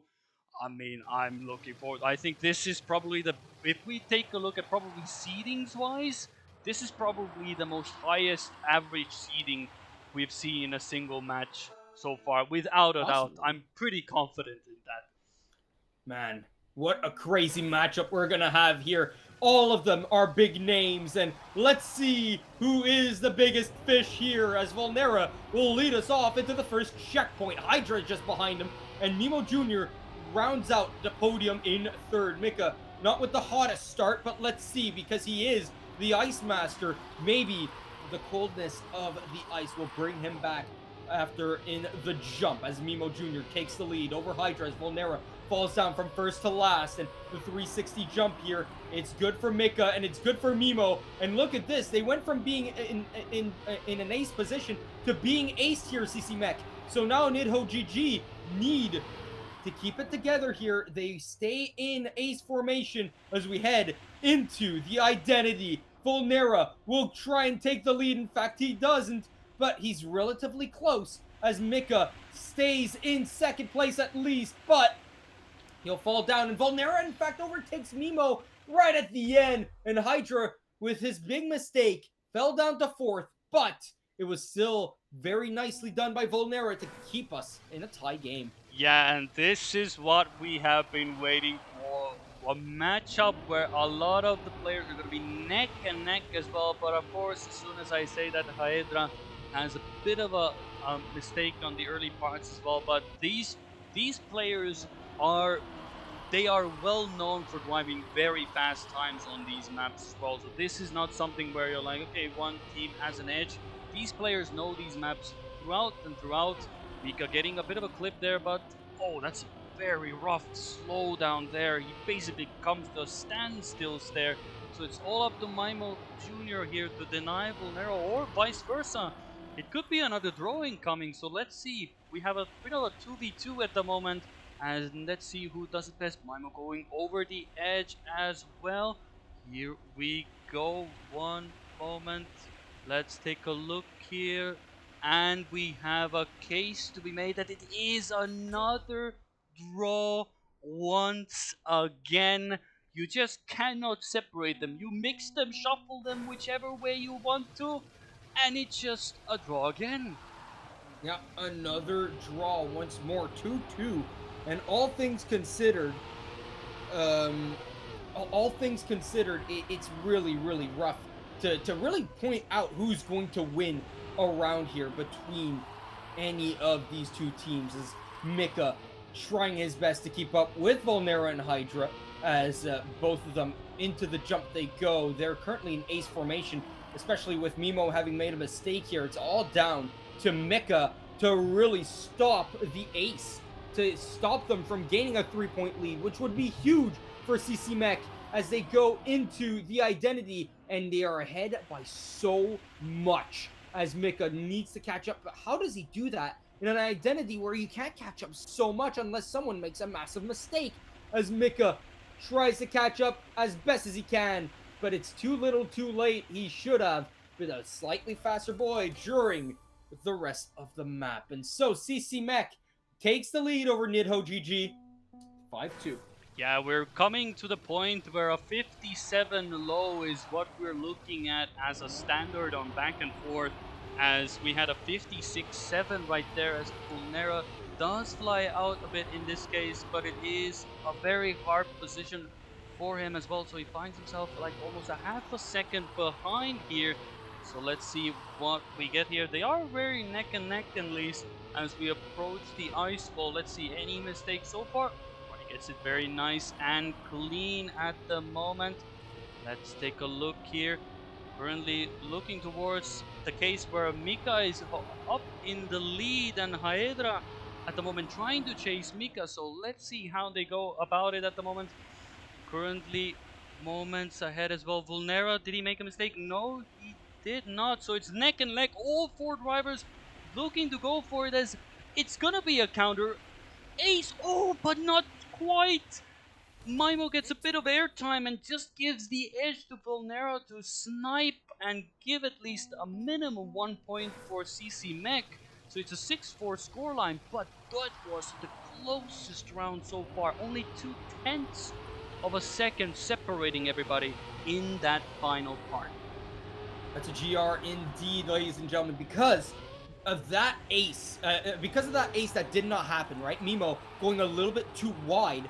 The game's not tied, and it's still a 2-point lead here for Nidhogg GG because of that. And I really like what I see. I really like what I'm seeing out of both teams here, and this close match really shows off the skill of both teams. I'm so glad that you actually found this gem, because I did not even think of looking at this match when looking through all of the catalog of games. And I'm so glad you just said, yeah, we're doing this. Because right now, Mika's in the lead with Volnera just behind him. Mimo overtakes Hydra, who's made a massive mistake. And so it's a round win looking for Nidhogg GG. But it looks like Volnera tried once again to snipe. It did not go through, though. 16 milliseconds the difference. And Mika keeps the lead. And now that lead is only 1 rather than 3. Yeah, and it's another close round on back and forth, and this is something we see in Challenger and Grand League as well. If They do have the normal versions, but once you get two teams that are very close on a map like this, then it's all out warfare. Everybody's looking to get a point, everybody's looking to get that little bit of an edge. A 10th 02, but that is the edge of the map there as Vulnera completely dies there, absolutely gone out of our screen. It was so fast, blink it and you miss it. And we get to see that currently Nidhogg Esports with Mika and Maimo in a very good lead as well. So let's see, Mika currently in a very commanding position. Vulnera is 8 seconds behind, so can Mika hold off the pressure? He has to keep in front. But of course, with Maimo being his teammate at the moment currently as well, it's looking to be an ace unless Haedra is looking to deny, but it seems Haedra also made a mistake. So um, uh, correction, Mika made even a bigger mistake, allowing Hydra to deny the ace, and Mika definitely did a very good 9 out of 10 parking position, but you have to cross the line, then park, and we find ourselves in a position where we have 8-8 scoreline, both teams in a position to take the first track point. Yes, both teams are looking to take this one away, and I think CC Mech was the one who chose this map, right? Because blue goes first when picking the map. So, all things considered here is CC Mech need to take this one away, right? They definitely want to take their own pick, and as Mika flies out, it's all down to Mimo now. If Nidhogg GG want to win this one out and steal it away from CC Mech. So Volnera currently in the lead is good for CC Mech, but with that red car of Mimo Jr. currently in second place, it could still be in the hands of Mimo to make this one turn into a W for them. As Volnera stays in the lead, all he needs to do is be consistent. Hydra in third place as Volnera trying his best to win out this round with no mistakes, minimal mistakes. Does he go wide? Does he make a mistake? He does not, but Mimo does, and so that is the end. Hydra gets second place. It is an ace. 11-8 is the victory for CC Mech. They win their own map pick. Yeah, and it seems to be that finish line spot there, a prime parking position at the moment. I mean, everybody's trying to get it, but that is not how you want to do it, and it allows for CC Mac to take their map win, or at least their chosen track win as well. As we move on to the next map, it is Gyroscope. We start to go for the spin-in here as well. But do we see it? Of course, there are three separate ways you can do this identity. There is the 360, which is the initially intended method. You have the second method, which is slightly faster, but you can go flick your car to the right and flick back once again to the left, still going sideways over the booster. And the fastest way is to align your car already facing to the left so you can immediately swing around the corner and win it. Hopefully we can get a bit of taste of every little bit of technique, but knowing the quality of these players, I expect everybody to go for the risk here as well, because you need to. We saw back and forth, there was fine margins, and one little mistake is all you need, and everybody's looking to punish every little thing you're gonna do wrong. But Mika, in his natural habitat on ice, Iffy, I don't expect him to slide out even once. Okay, the caster curse has been placed, so we'll see in the upcoming rounds. But let's look. Vulnera touches the wall, allowing for Nidhogg Esports to go in front. So let's see. Vulnera fallen a bit behind. Let's see who goes for what. Everybody goes for the sideways. Oh, Vulnera goes for the 360, but it is slower. It is safer, but it's not enough as Maimo and Mika take the victory, proving that their map pick definitely in the comfort zone, and a 55.6. I think that's the first time we see a 55 on a map. I'm not gonna lie to you as well, so that is something we have to wait and see if that is gonna remain so.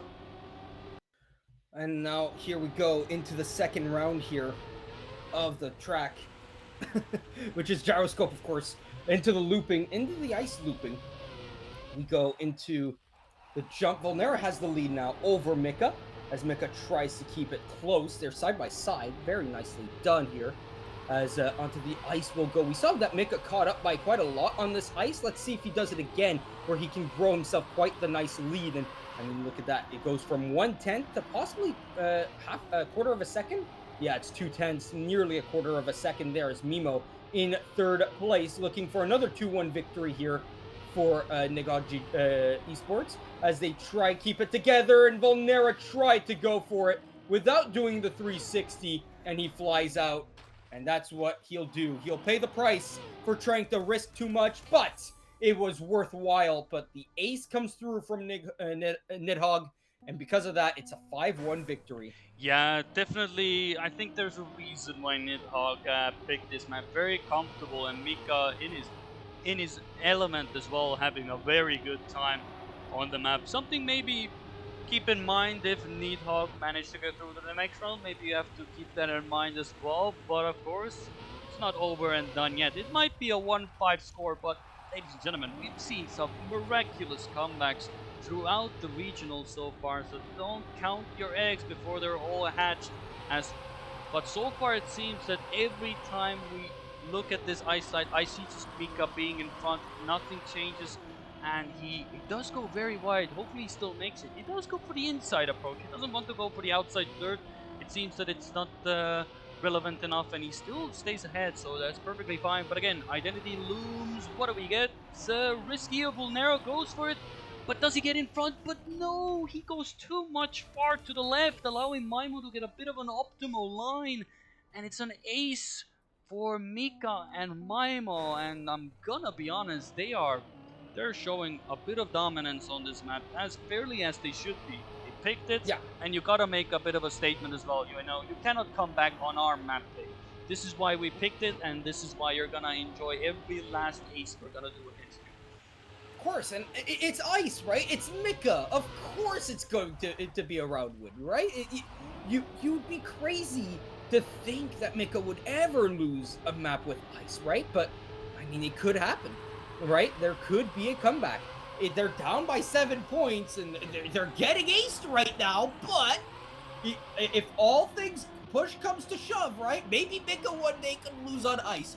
Who knows? But on Gyroscope, it looks like it's definitely Nidhogg Esports' map, and they will win this one out very nicely and tidily as Mika and Mimo, side by side, will go through with another ace, third in a row, and they will win 11-1. That is a wash. Yeah, that is as close to perfect that you can get, almost a 12-0. Of course, they had to give a point to CC Mac just to give them, a bit of hope, but they took it, crushed it, put it in a pestle and mortar, and now they have a track point for them as well. So it's looking to be that both of these teams are looking very comfortable on their own map picks, and it's gonna come down to some of the more interesting parts as well as we go on to Slippy slides. Well, ladies and gentlemen, you already know what's gonna come up here as well, and I'm looking forward to how they will tackle this as well. Of course, we hopefully will get a close match, but Slippy slides is zone. You just have a degree of over rotation or under rotation, and just kick by into the water on the identity. But let's see what we get for this round as we move on. Perspective of Vulnera. Let's see. First ice ball, everybody gets it very nice. Goes with the low jump, gets a bit more speed, but everybody's quite equal at the moment. First drift on the board, goes for a wider approach, but we see Nidhogg Esport at the moment very much in front, so Maimo and Mika. But that third section, very easy to lose a bit of time. You try to keep as much grip as possible to keep your acceleration going, and we can see Maimo falls a bit behind, of course, Hydra, and it's a bit of a 2v2 generating as well.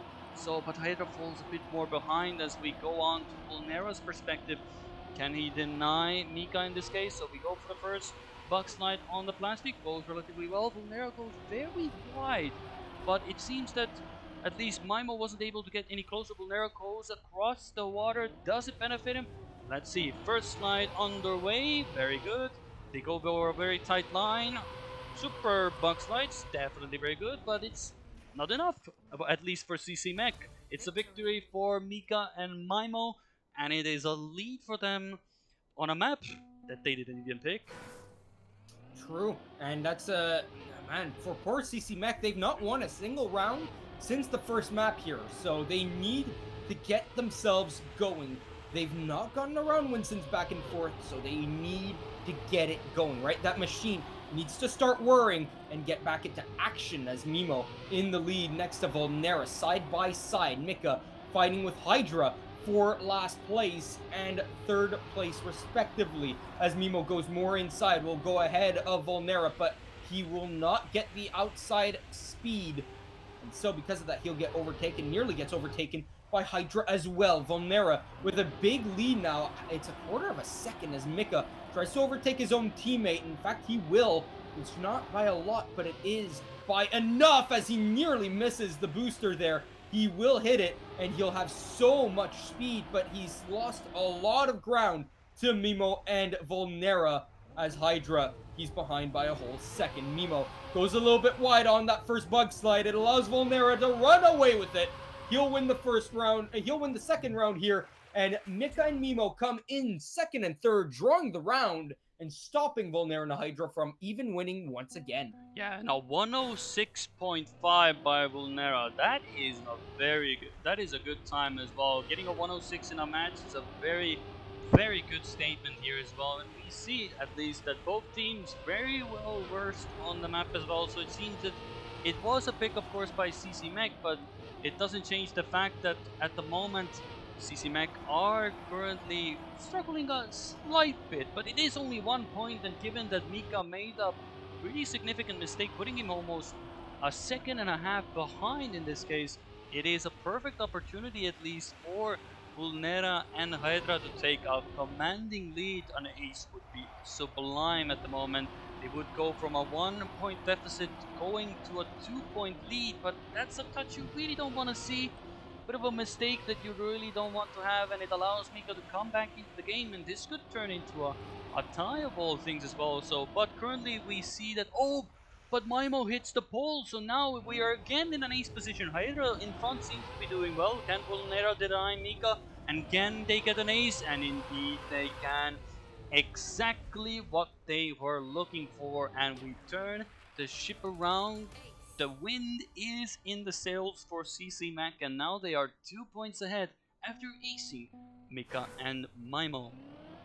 Yeah, that is a way to get your first round win in what feels like what is this, 8 rounds? That was their first round win in 8 rounds. That is the way you do it. That is how it is done, ladies and gentlemen. That is a nice ace. However, of course, it was not perfect, so they'll try for perfection next. But so will Mika and Mimo, as they're now down by 2. But Mika hits into the wall, and so now he's down in last place.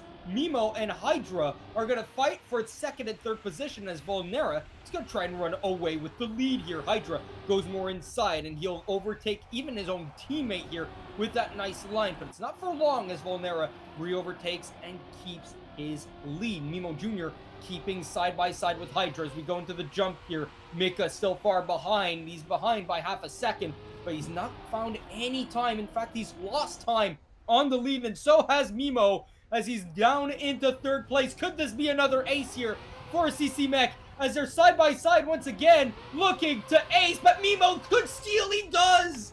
Mimo stops the ace, and in fact, all he does is mitigate the damage instead of being down by 5 points. They're down by only 3. An ace for Nidhogg GG gets a Nidhogg Esports, gets back into the game, tied at 7. Yeah, and it is now a possibility for CC Mech to get an ace on their map pick as well, and it's looking already a very promising position as well. An ace is needed to take the map win, and coming off a 1-11 loss to take a 10-4 win, I would say that's a honest work to be, but Hydra makes a bit of a mistake here, which means Vulnera again finds himself in a position where he has to push, but he slides out, which means that we have a situation of all of the worst things that could possibly happen to CC Mech at the moment. You have 2 of the Nidhogg Esports players in ace position, and Hydra looks to be the person to deny as well, but definitely if you get an ace here now, it puts a big detriment to all the plans CC Mech had. But Hydra is not giving up. He's going to push it. He's going for the win, trying to keep the ace out of the pocket of Maimo. Can he keep it? He's somehow still in front, but can he deny the ace? He cannot. that little touch on the inside wall for Hydra puts him off of his line so much that he's able to recover, but he loses so much time that we have a 7-7 score. And after Nidhogg got an ace, it could be anybody's game now. It could be possibly that this could be the final round, and one of these teams could be picking up a track point that could be very crucial in the upcoming rounds. And I think that's for Nidhogg GG to really get themselves an ace here would be so crucial because, of course, this is CC Mech's map pick, right? And to steal your opponent's map pick would be huge, as Mika currently in the lead with Volnera just in behind. Mimo Jr. is in third behind by a quarter of a second on the leaders, but Hydra is down in last, behind by over a second, over 3/10 of a second, I should say, 3/4 of a second, as Mika is in the lead. Volnera is in second. Mika is keeping his lead after that nice little 270 turn, and Volnera has more speed. Look at the speed he brings. Oh my goodness, look at that line and that speed. He takes the lead by so much, but can Mika come back here? I don't think he can. He's behind by too far, and so Volnera will win the round, and Mimo will get third, allowing us to draw. 8-8 is overtime practically. Here's why.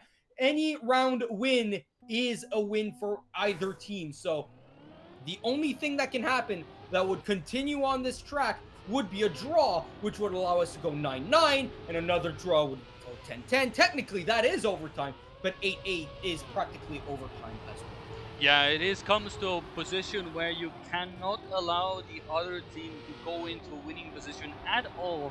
And looking what we see on our screens at the moment, it is not a sight you want to behold if you are Nidhogg Esports. Of course, currently Mika doing his best to keep up with Volnera and Hydra, but Volnera makes a massive mistakes right at the end of it. He slides out, and now this puts Hydra in a very precarious situation. Maimo is following. Hydra needs to get first place, so it's up to Mika now to hold on to that first place. Can he do it as well? So far, no mistakes. Hydra is still in the making here. Can Mika stay in front? We see Hydra goes for the different line. Hydra is first. He needs to deny this. He needs to win. He cannot let go of the gas. And with Mika making such a slow mistake, Hydra does deny it. And when you give every single but Maimo! I completely forgot. I thought I was completely in the mindset that Maimo would get it in the end, but Volnera comes back from the depths of hell and denies the map for Nidhogg. 10-9 victory, and this is a case in point. The round is not over until everybody is across the finish line. That goes for the players, and that goes for me apparently as well. But that was a very, very crushing round. You had it at least to hold it on, but CC Mech still managed to clutch it in the end. Just barely. Just barely. But all their map picks have been very close. Oh man, I just had this feeling, right? The moment I did not see the tiny flag going next to Mimo's name, I start to get scared, right? Because he was just behind Mika, right? In terms of the time, he was only behind by 2/10. And so what's he doing, right? It's been nearly a second. He's not crossed the finish line yet. Did he fail the first part of the identity? And he did. Volnera was able to overtake and CC Mech win their map pick, and now we're on to Nidhogg's map pick once again, and this one's full of ice once more. So of course, Mika and Mimo would love this. And right now, they are in the lead as Volnera tries to overtake both of them. Only one so far, as we head closer and closer to Parkour's identity, which contains no ice, but it does contain a lot of precision, as Volnera with a really nice entry into it. He takes the lead, but he does not land early, so Mimo might have more speed. It depends who lands earliest, and it's Mimo who wins with only a hundredth of a second ahead of Volnera. I'm talking too fast. I'm too excited. I'm getting too hyped. It's a 2-1 win for Nidhogg. I need to calm down. Yeah, I need to take a break. That was insane. That was a 56-1 as well. And in every other round, you would say 56-1. Yeah, that should be a winning time. But Volnera, no. Maimo got a very good landing on his two wheels, giving him a bit more acceleration as well. And that was a very interesting thing for Volnera as well. He went nose down into the identity, or at least the start of the identity, allowing him to accelerate a lot earlier as well. So something to keep in mind as well, as we have another case of Mika and Volnera at the front, Hydra fallen a bit behind. Once again, we have a carbon copy of once again, and here you can see if Volnera does it again, he allows the nose to go down, gets an earlier landing. This time doesn't give him too much acceleration, but how will the round? Oh, he gets a slow down as well, but can Hydra save it? No, he can't. And it is an ace for Nidhogg Esport. Vulnera getting the slightest of clips in the world. It was probably a pixel clip there, and but it is enough to give you a slowdown on parkour, and it gives an ace to Nidhogg Esport. And so far, the tale of the game has been CC Mech's picks have been relatively close, and then Nidhogg takes their map picks with relative ease, at least so far. As we see, Vulnera makes another early mistake. Quantum, it's not looking really good for the CC Mech boys. I'm not gonna be honest. Listen, all right. There's a piece of ice on this track, right? And because of that, it just spells out Mika's name every single time, right? And I mean, at this point, right? If you are Vulnera and Hydra, you just hope for mistakes out of both Nemo and Mika. But how is that gonna happen when you make mistakes, right? So at this point in time, both teams looking to win this one, but CC Mech is the one that's been inconsistent. Let's see if Vulnera's line allows him to even go for anyone, because he's too far behind to really do anything, isn't he? As Mika leads into the winners circle, he'll be followed by Nemo. It's 8-1, and both maps that Nidhogg have won, they won convincingly. 11-1, remember, on the second track. Can they do it again on this fourth track? Another 11-1 is on the cards here if they ace.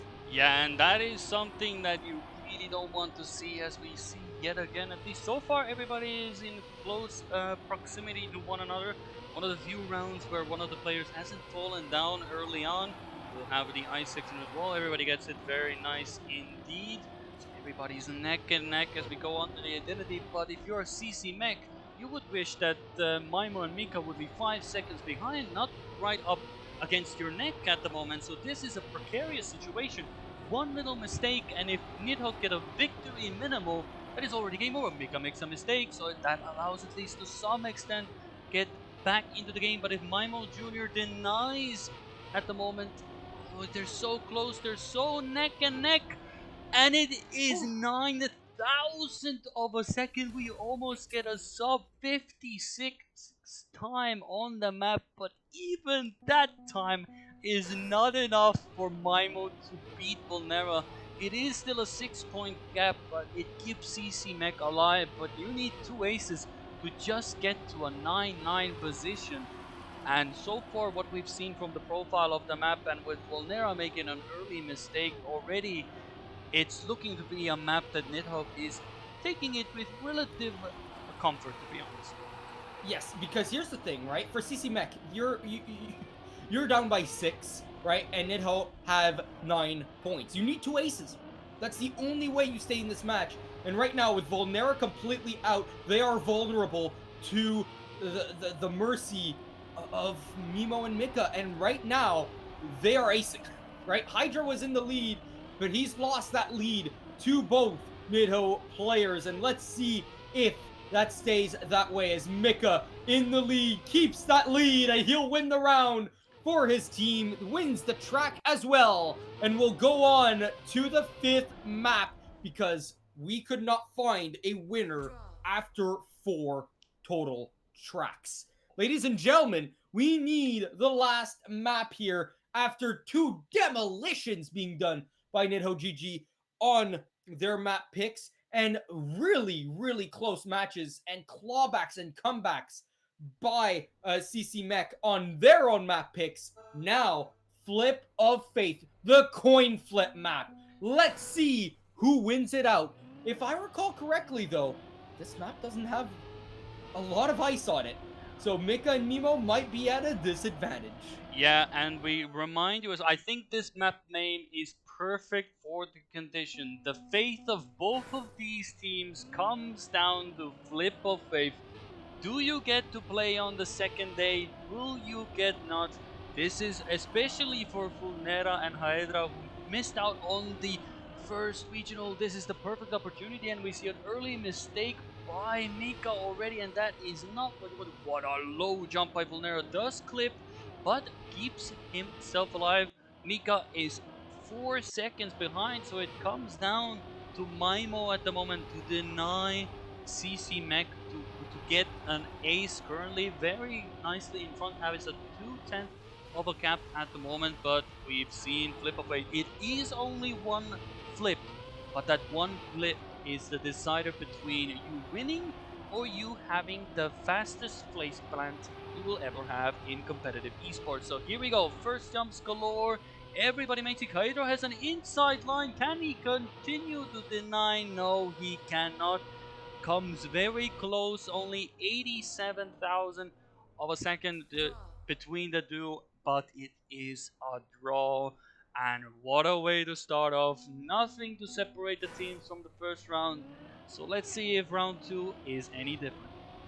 How cutthroat is this regional, man, right? We get this kind of matchup in top 16 and it's single elimination, right? We won't see one of these two teams won't make it to tomorrow, right? One of these two teams won't be in playoffs.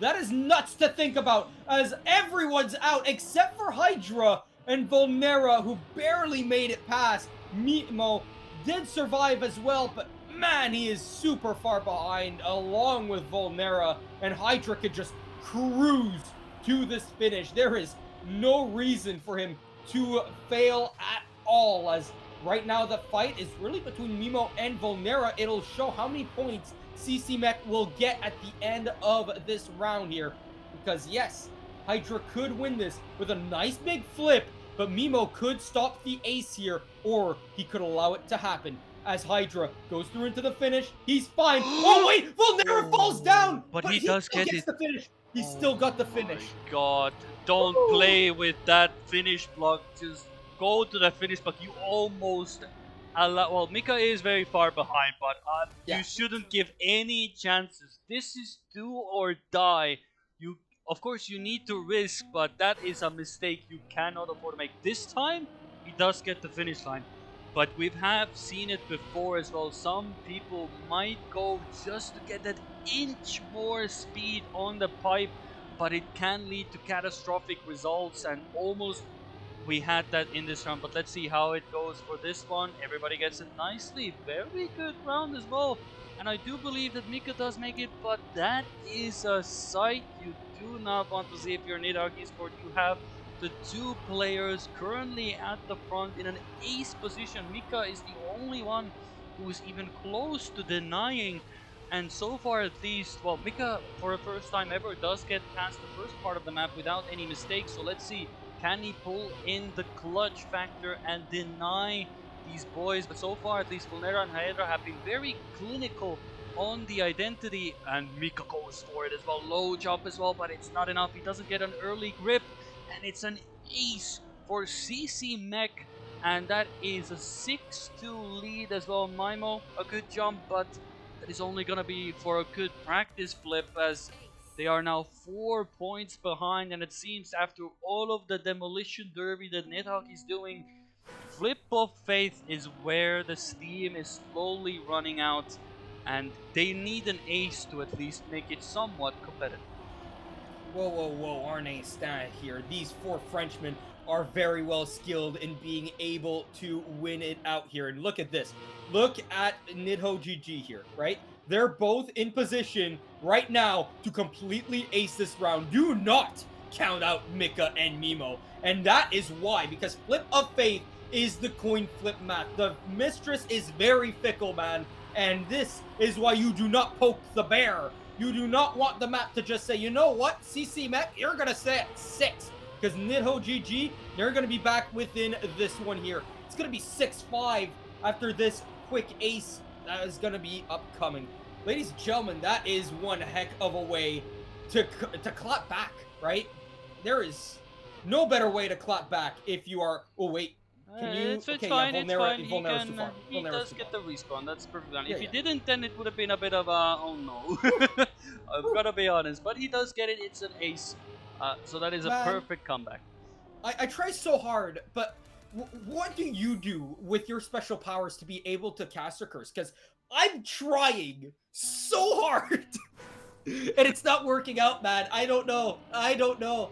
How do you do? I think at this point you've cast it for so long, you're slowly running out of that caster curse ability. But for me, I still have a lot of that left in the tank, and yeah, I said that it shouldn't be. It should be an ace at best for Nidhogg Esport, and it does come to fruition as we see Hydra does make a mistake, so he falls behind. So it is up to Vulnera now to come into play and deny the position. Do note, Hydra is only 2 seconds behind. So one mistake on the identity could be a case where Hydra could be looking to take a position from Mika and Maimo, and Vulnera is in a very good position to take the front as well. Oh, Mika goes Oh, oh, so far to the left, he's absolutely out of it. So it's a now case, can Maimo get Vulnera? Oh, Vulnera goes for such a low jump. Holy moly, that's as clean as you're ever gonna get it. And that is a 59-1. And yeah, I just I don't know what is keep happening. I keep saying things and then things keep happening, and it is a 8-6 lead for CC Mech. They only need a victory to secure themselves a spot tomorrow in the playoffs. But as we've seen already, you only need a victory, but you know, there could be an ace on the plate, but we don't know who does it belong to. So let's see, Quantum, what do we get for this round? what do we get? My mind is wandering. We could see overtime as well if Nidhogg do get themselves 2-round wins. But right now, it's Volnera and Hydra off with the ace at the moment. Can they clutch it out? They are ahead by 3/4 of a second over Mimo and Mika, respectively. And look at this.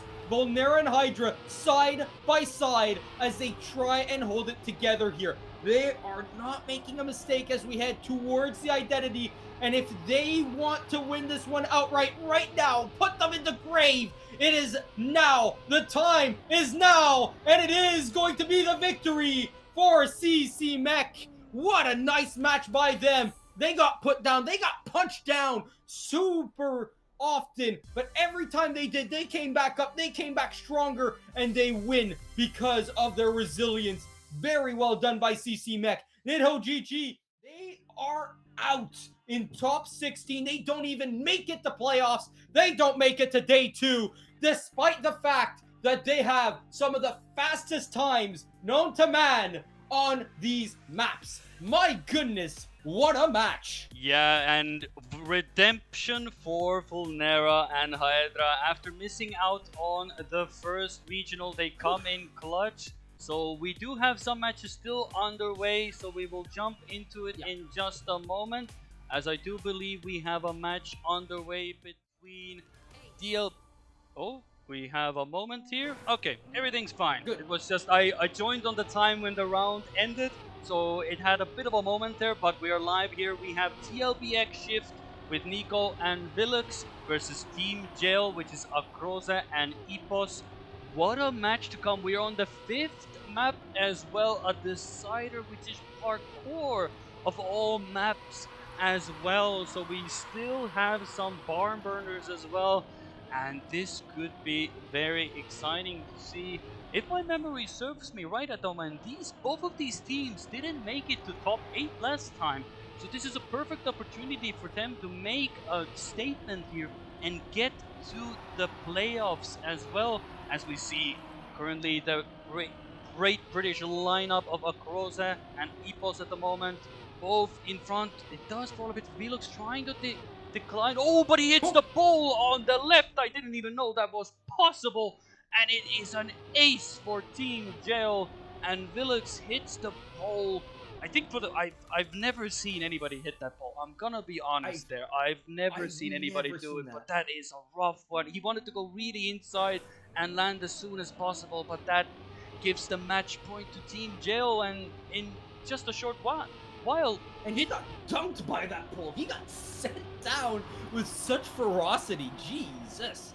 That is Willox, though, wanting to make a comeback here, because now they're down by 5, right? Team Jail here could make it to playoffs. They can make it to tomorrow. However, they just need 2 more points. For TLB and Shift here, they need to keep it together here. Willox and Nico need to keep it together. They need an ace at all costs here to at least only be behind by 2 points. And right now, they're in that formation, though. Epos could stop them from doing so at the moment. He's going more inside to then go outside. He'll get less speed out of the exit here, but you know who has more speed? It's a Kroos. He's gone from last to first. Holy moly, what amount of speed he brings, but he's gone too high. He's gonna get second place, but that's more than enough to at least get 1 point, and they're still ahead by 4. And so TLB and Shift here, they need to get themselves the ace to only be down by 1, and then they need to ace or win the round afterwards as well.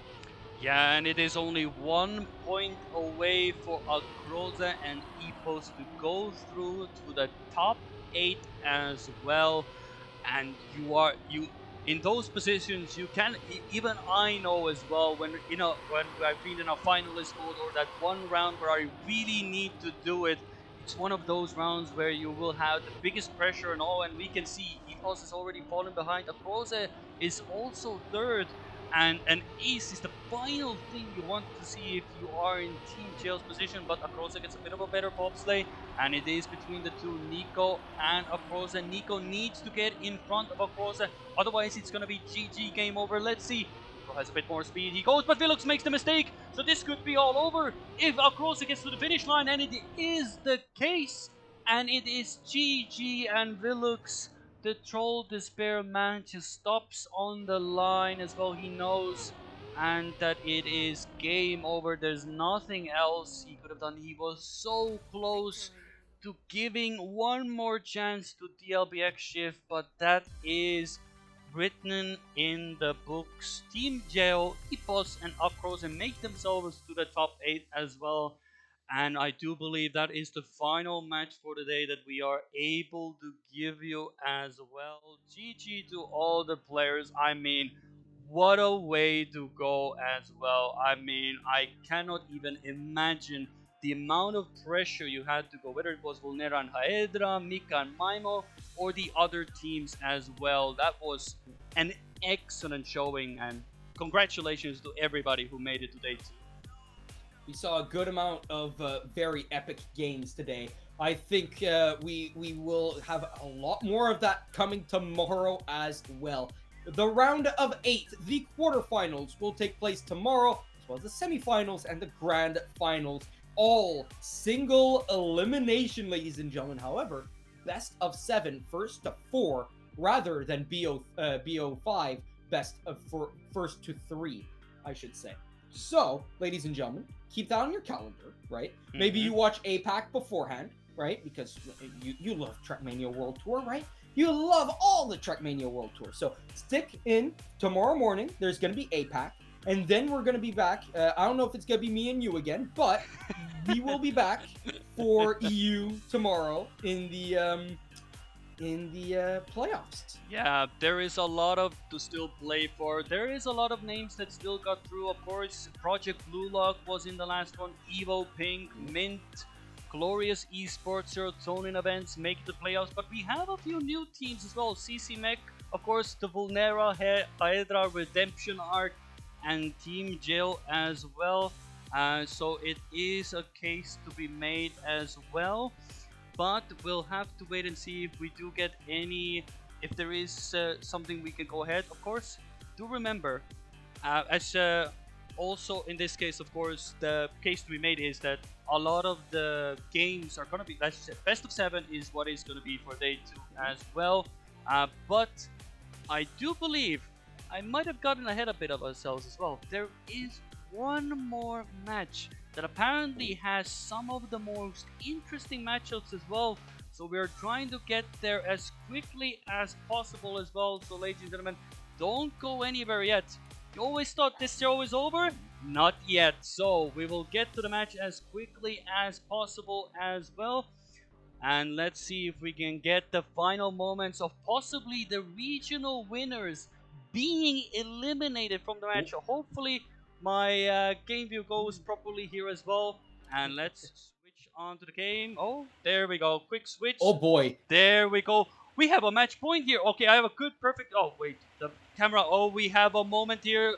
And we get a victory in this case. Okay, let's now get a situation process here. We have Ascent, which is currently the previous winners from the regional as well. So they are currently facing elimination from the tournament as Shaney, Mia, and Energize are looking to put Ascent into the depths of hell at the moment. And it's a 9-8 score, match point for both. And what did we say about EU being an absolute death score? But Energize falls out, and it's up to Athenir. Shane and me to give everything. Zerar and Arthanir, they need to win here. And oh no, Arthanir made a mistake. Can Energize capitalize? He's so far behind. So no matter what happens now, after all of that drama, Energize makes the biggest mistake ever he could possibly make. And even if Shaney Me gets first place, Zerar only has to finish second, Arthanir third, and after facing elimination as regional winners, they come in close in this case, but it's a 10-9 score. Arctic Raptors were so close to denying Ascent, the regional winners, even day 2, but it Yeah. just fell a bit short. I can only imagine how this match could have went. This is why we would want to cast every single match, but we Yes. would be here for the entire day. I'm gonna be honest. But you know what?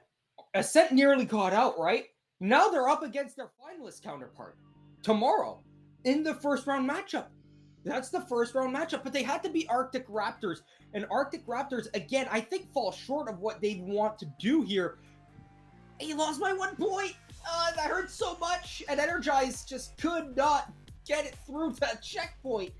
Oh, man, back and forth is a fickle mistress. I mean, TMWT is a fickle mistress. All Indeed things considered. Oh, man. What a day of TMWT. First, we started off with APAC. Now EU, just an explosion of fun, an explosion of entertainment. And my goodness, we got a lot more coming. Yeah, and to give you a bit of recap, what is awaiting for us, as we alluded to, at least from the Liquipedia website, and we've seen as well, the matchup of matchups. Serotonin events will be going up against Ascent. The regional final will be happening in quarterfinals. So no matter what, it could be possible that the Ascent, the winner, is out in the quarterfinals. Serotonin, I'm sure they are looking for a bit of revenge. So we could have a completely new winner on day 2. And we have Glorious Esport, Team Jail, Mint, Evo Pink, Project Blue Lock, and CC Mech all going for that first place. I mean, if that doesn't give you a setup for a perfect day of EU Regional Day 2, I don't know what will.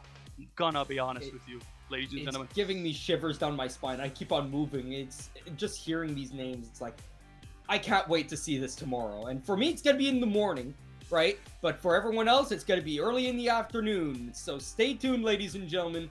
You are going to have one heck of a day tomorrow to watch, especially if you go up early and watch the APAC and then come in to watch the EU. Yes. Yeah, you're going to have treat after treat, I think. Yeah.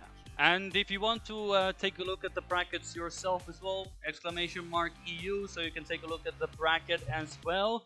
But of course, tonight is still not over. We still have to shout out what is to come as well. The cake is on the other side of the table.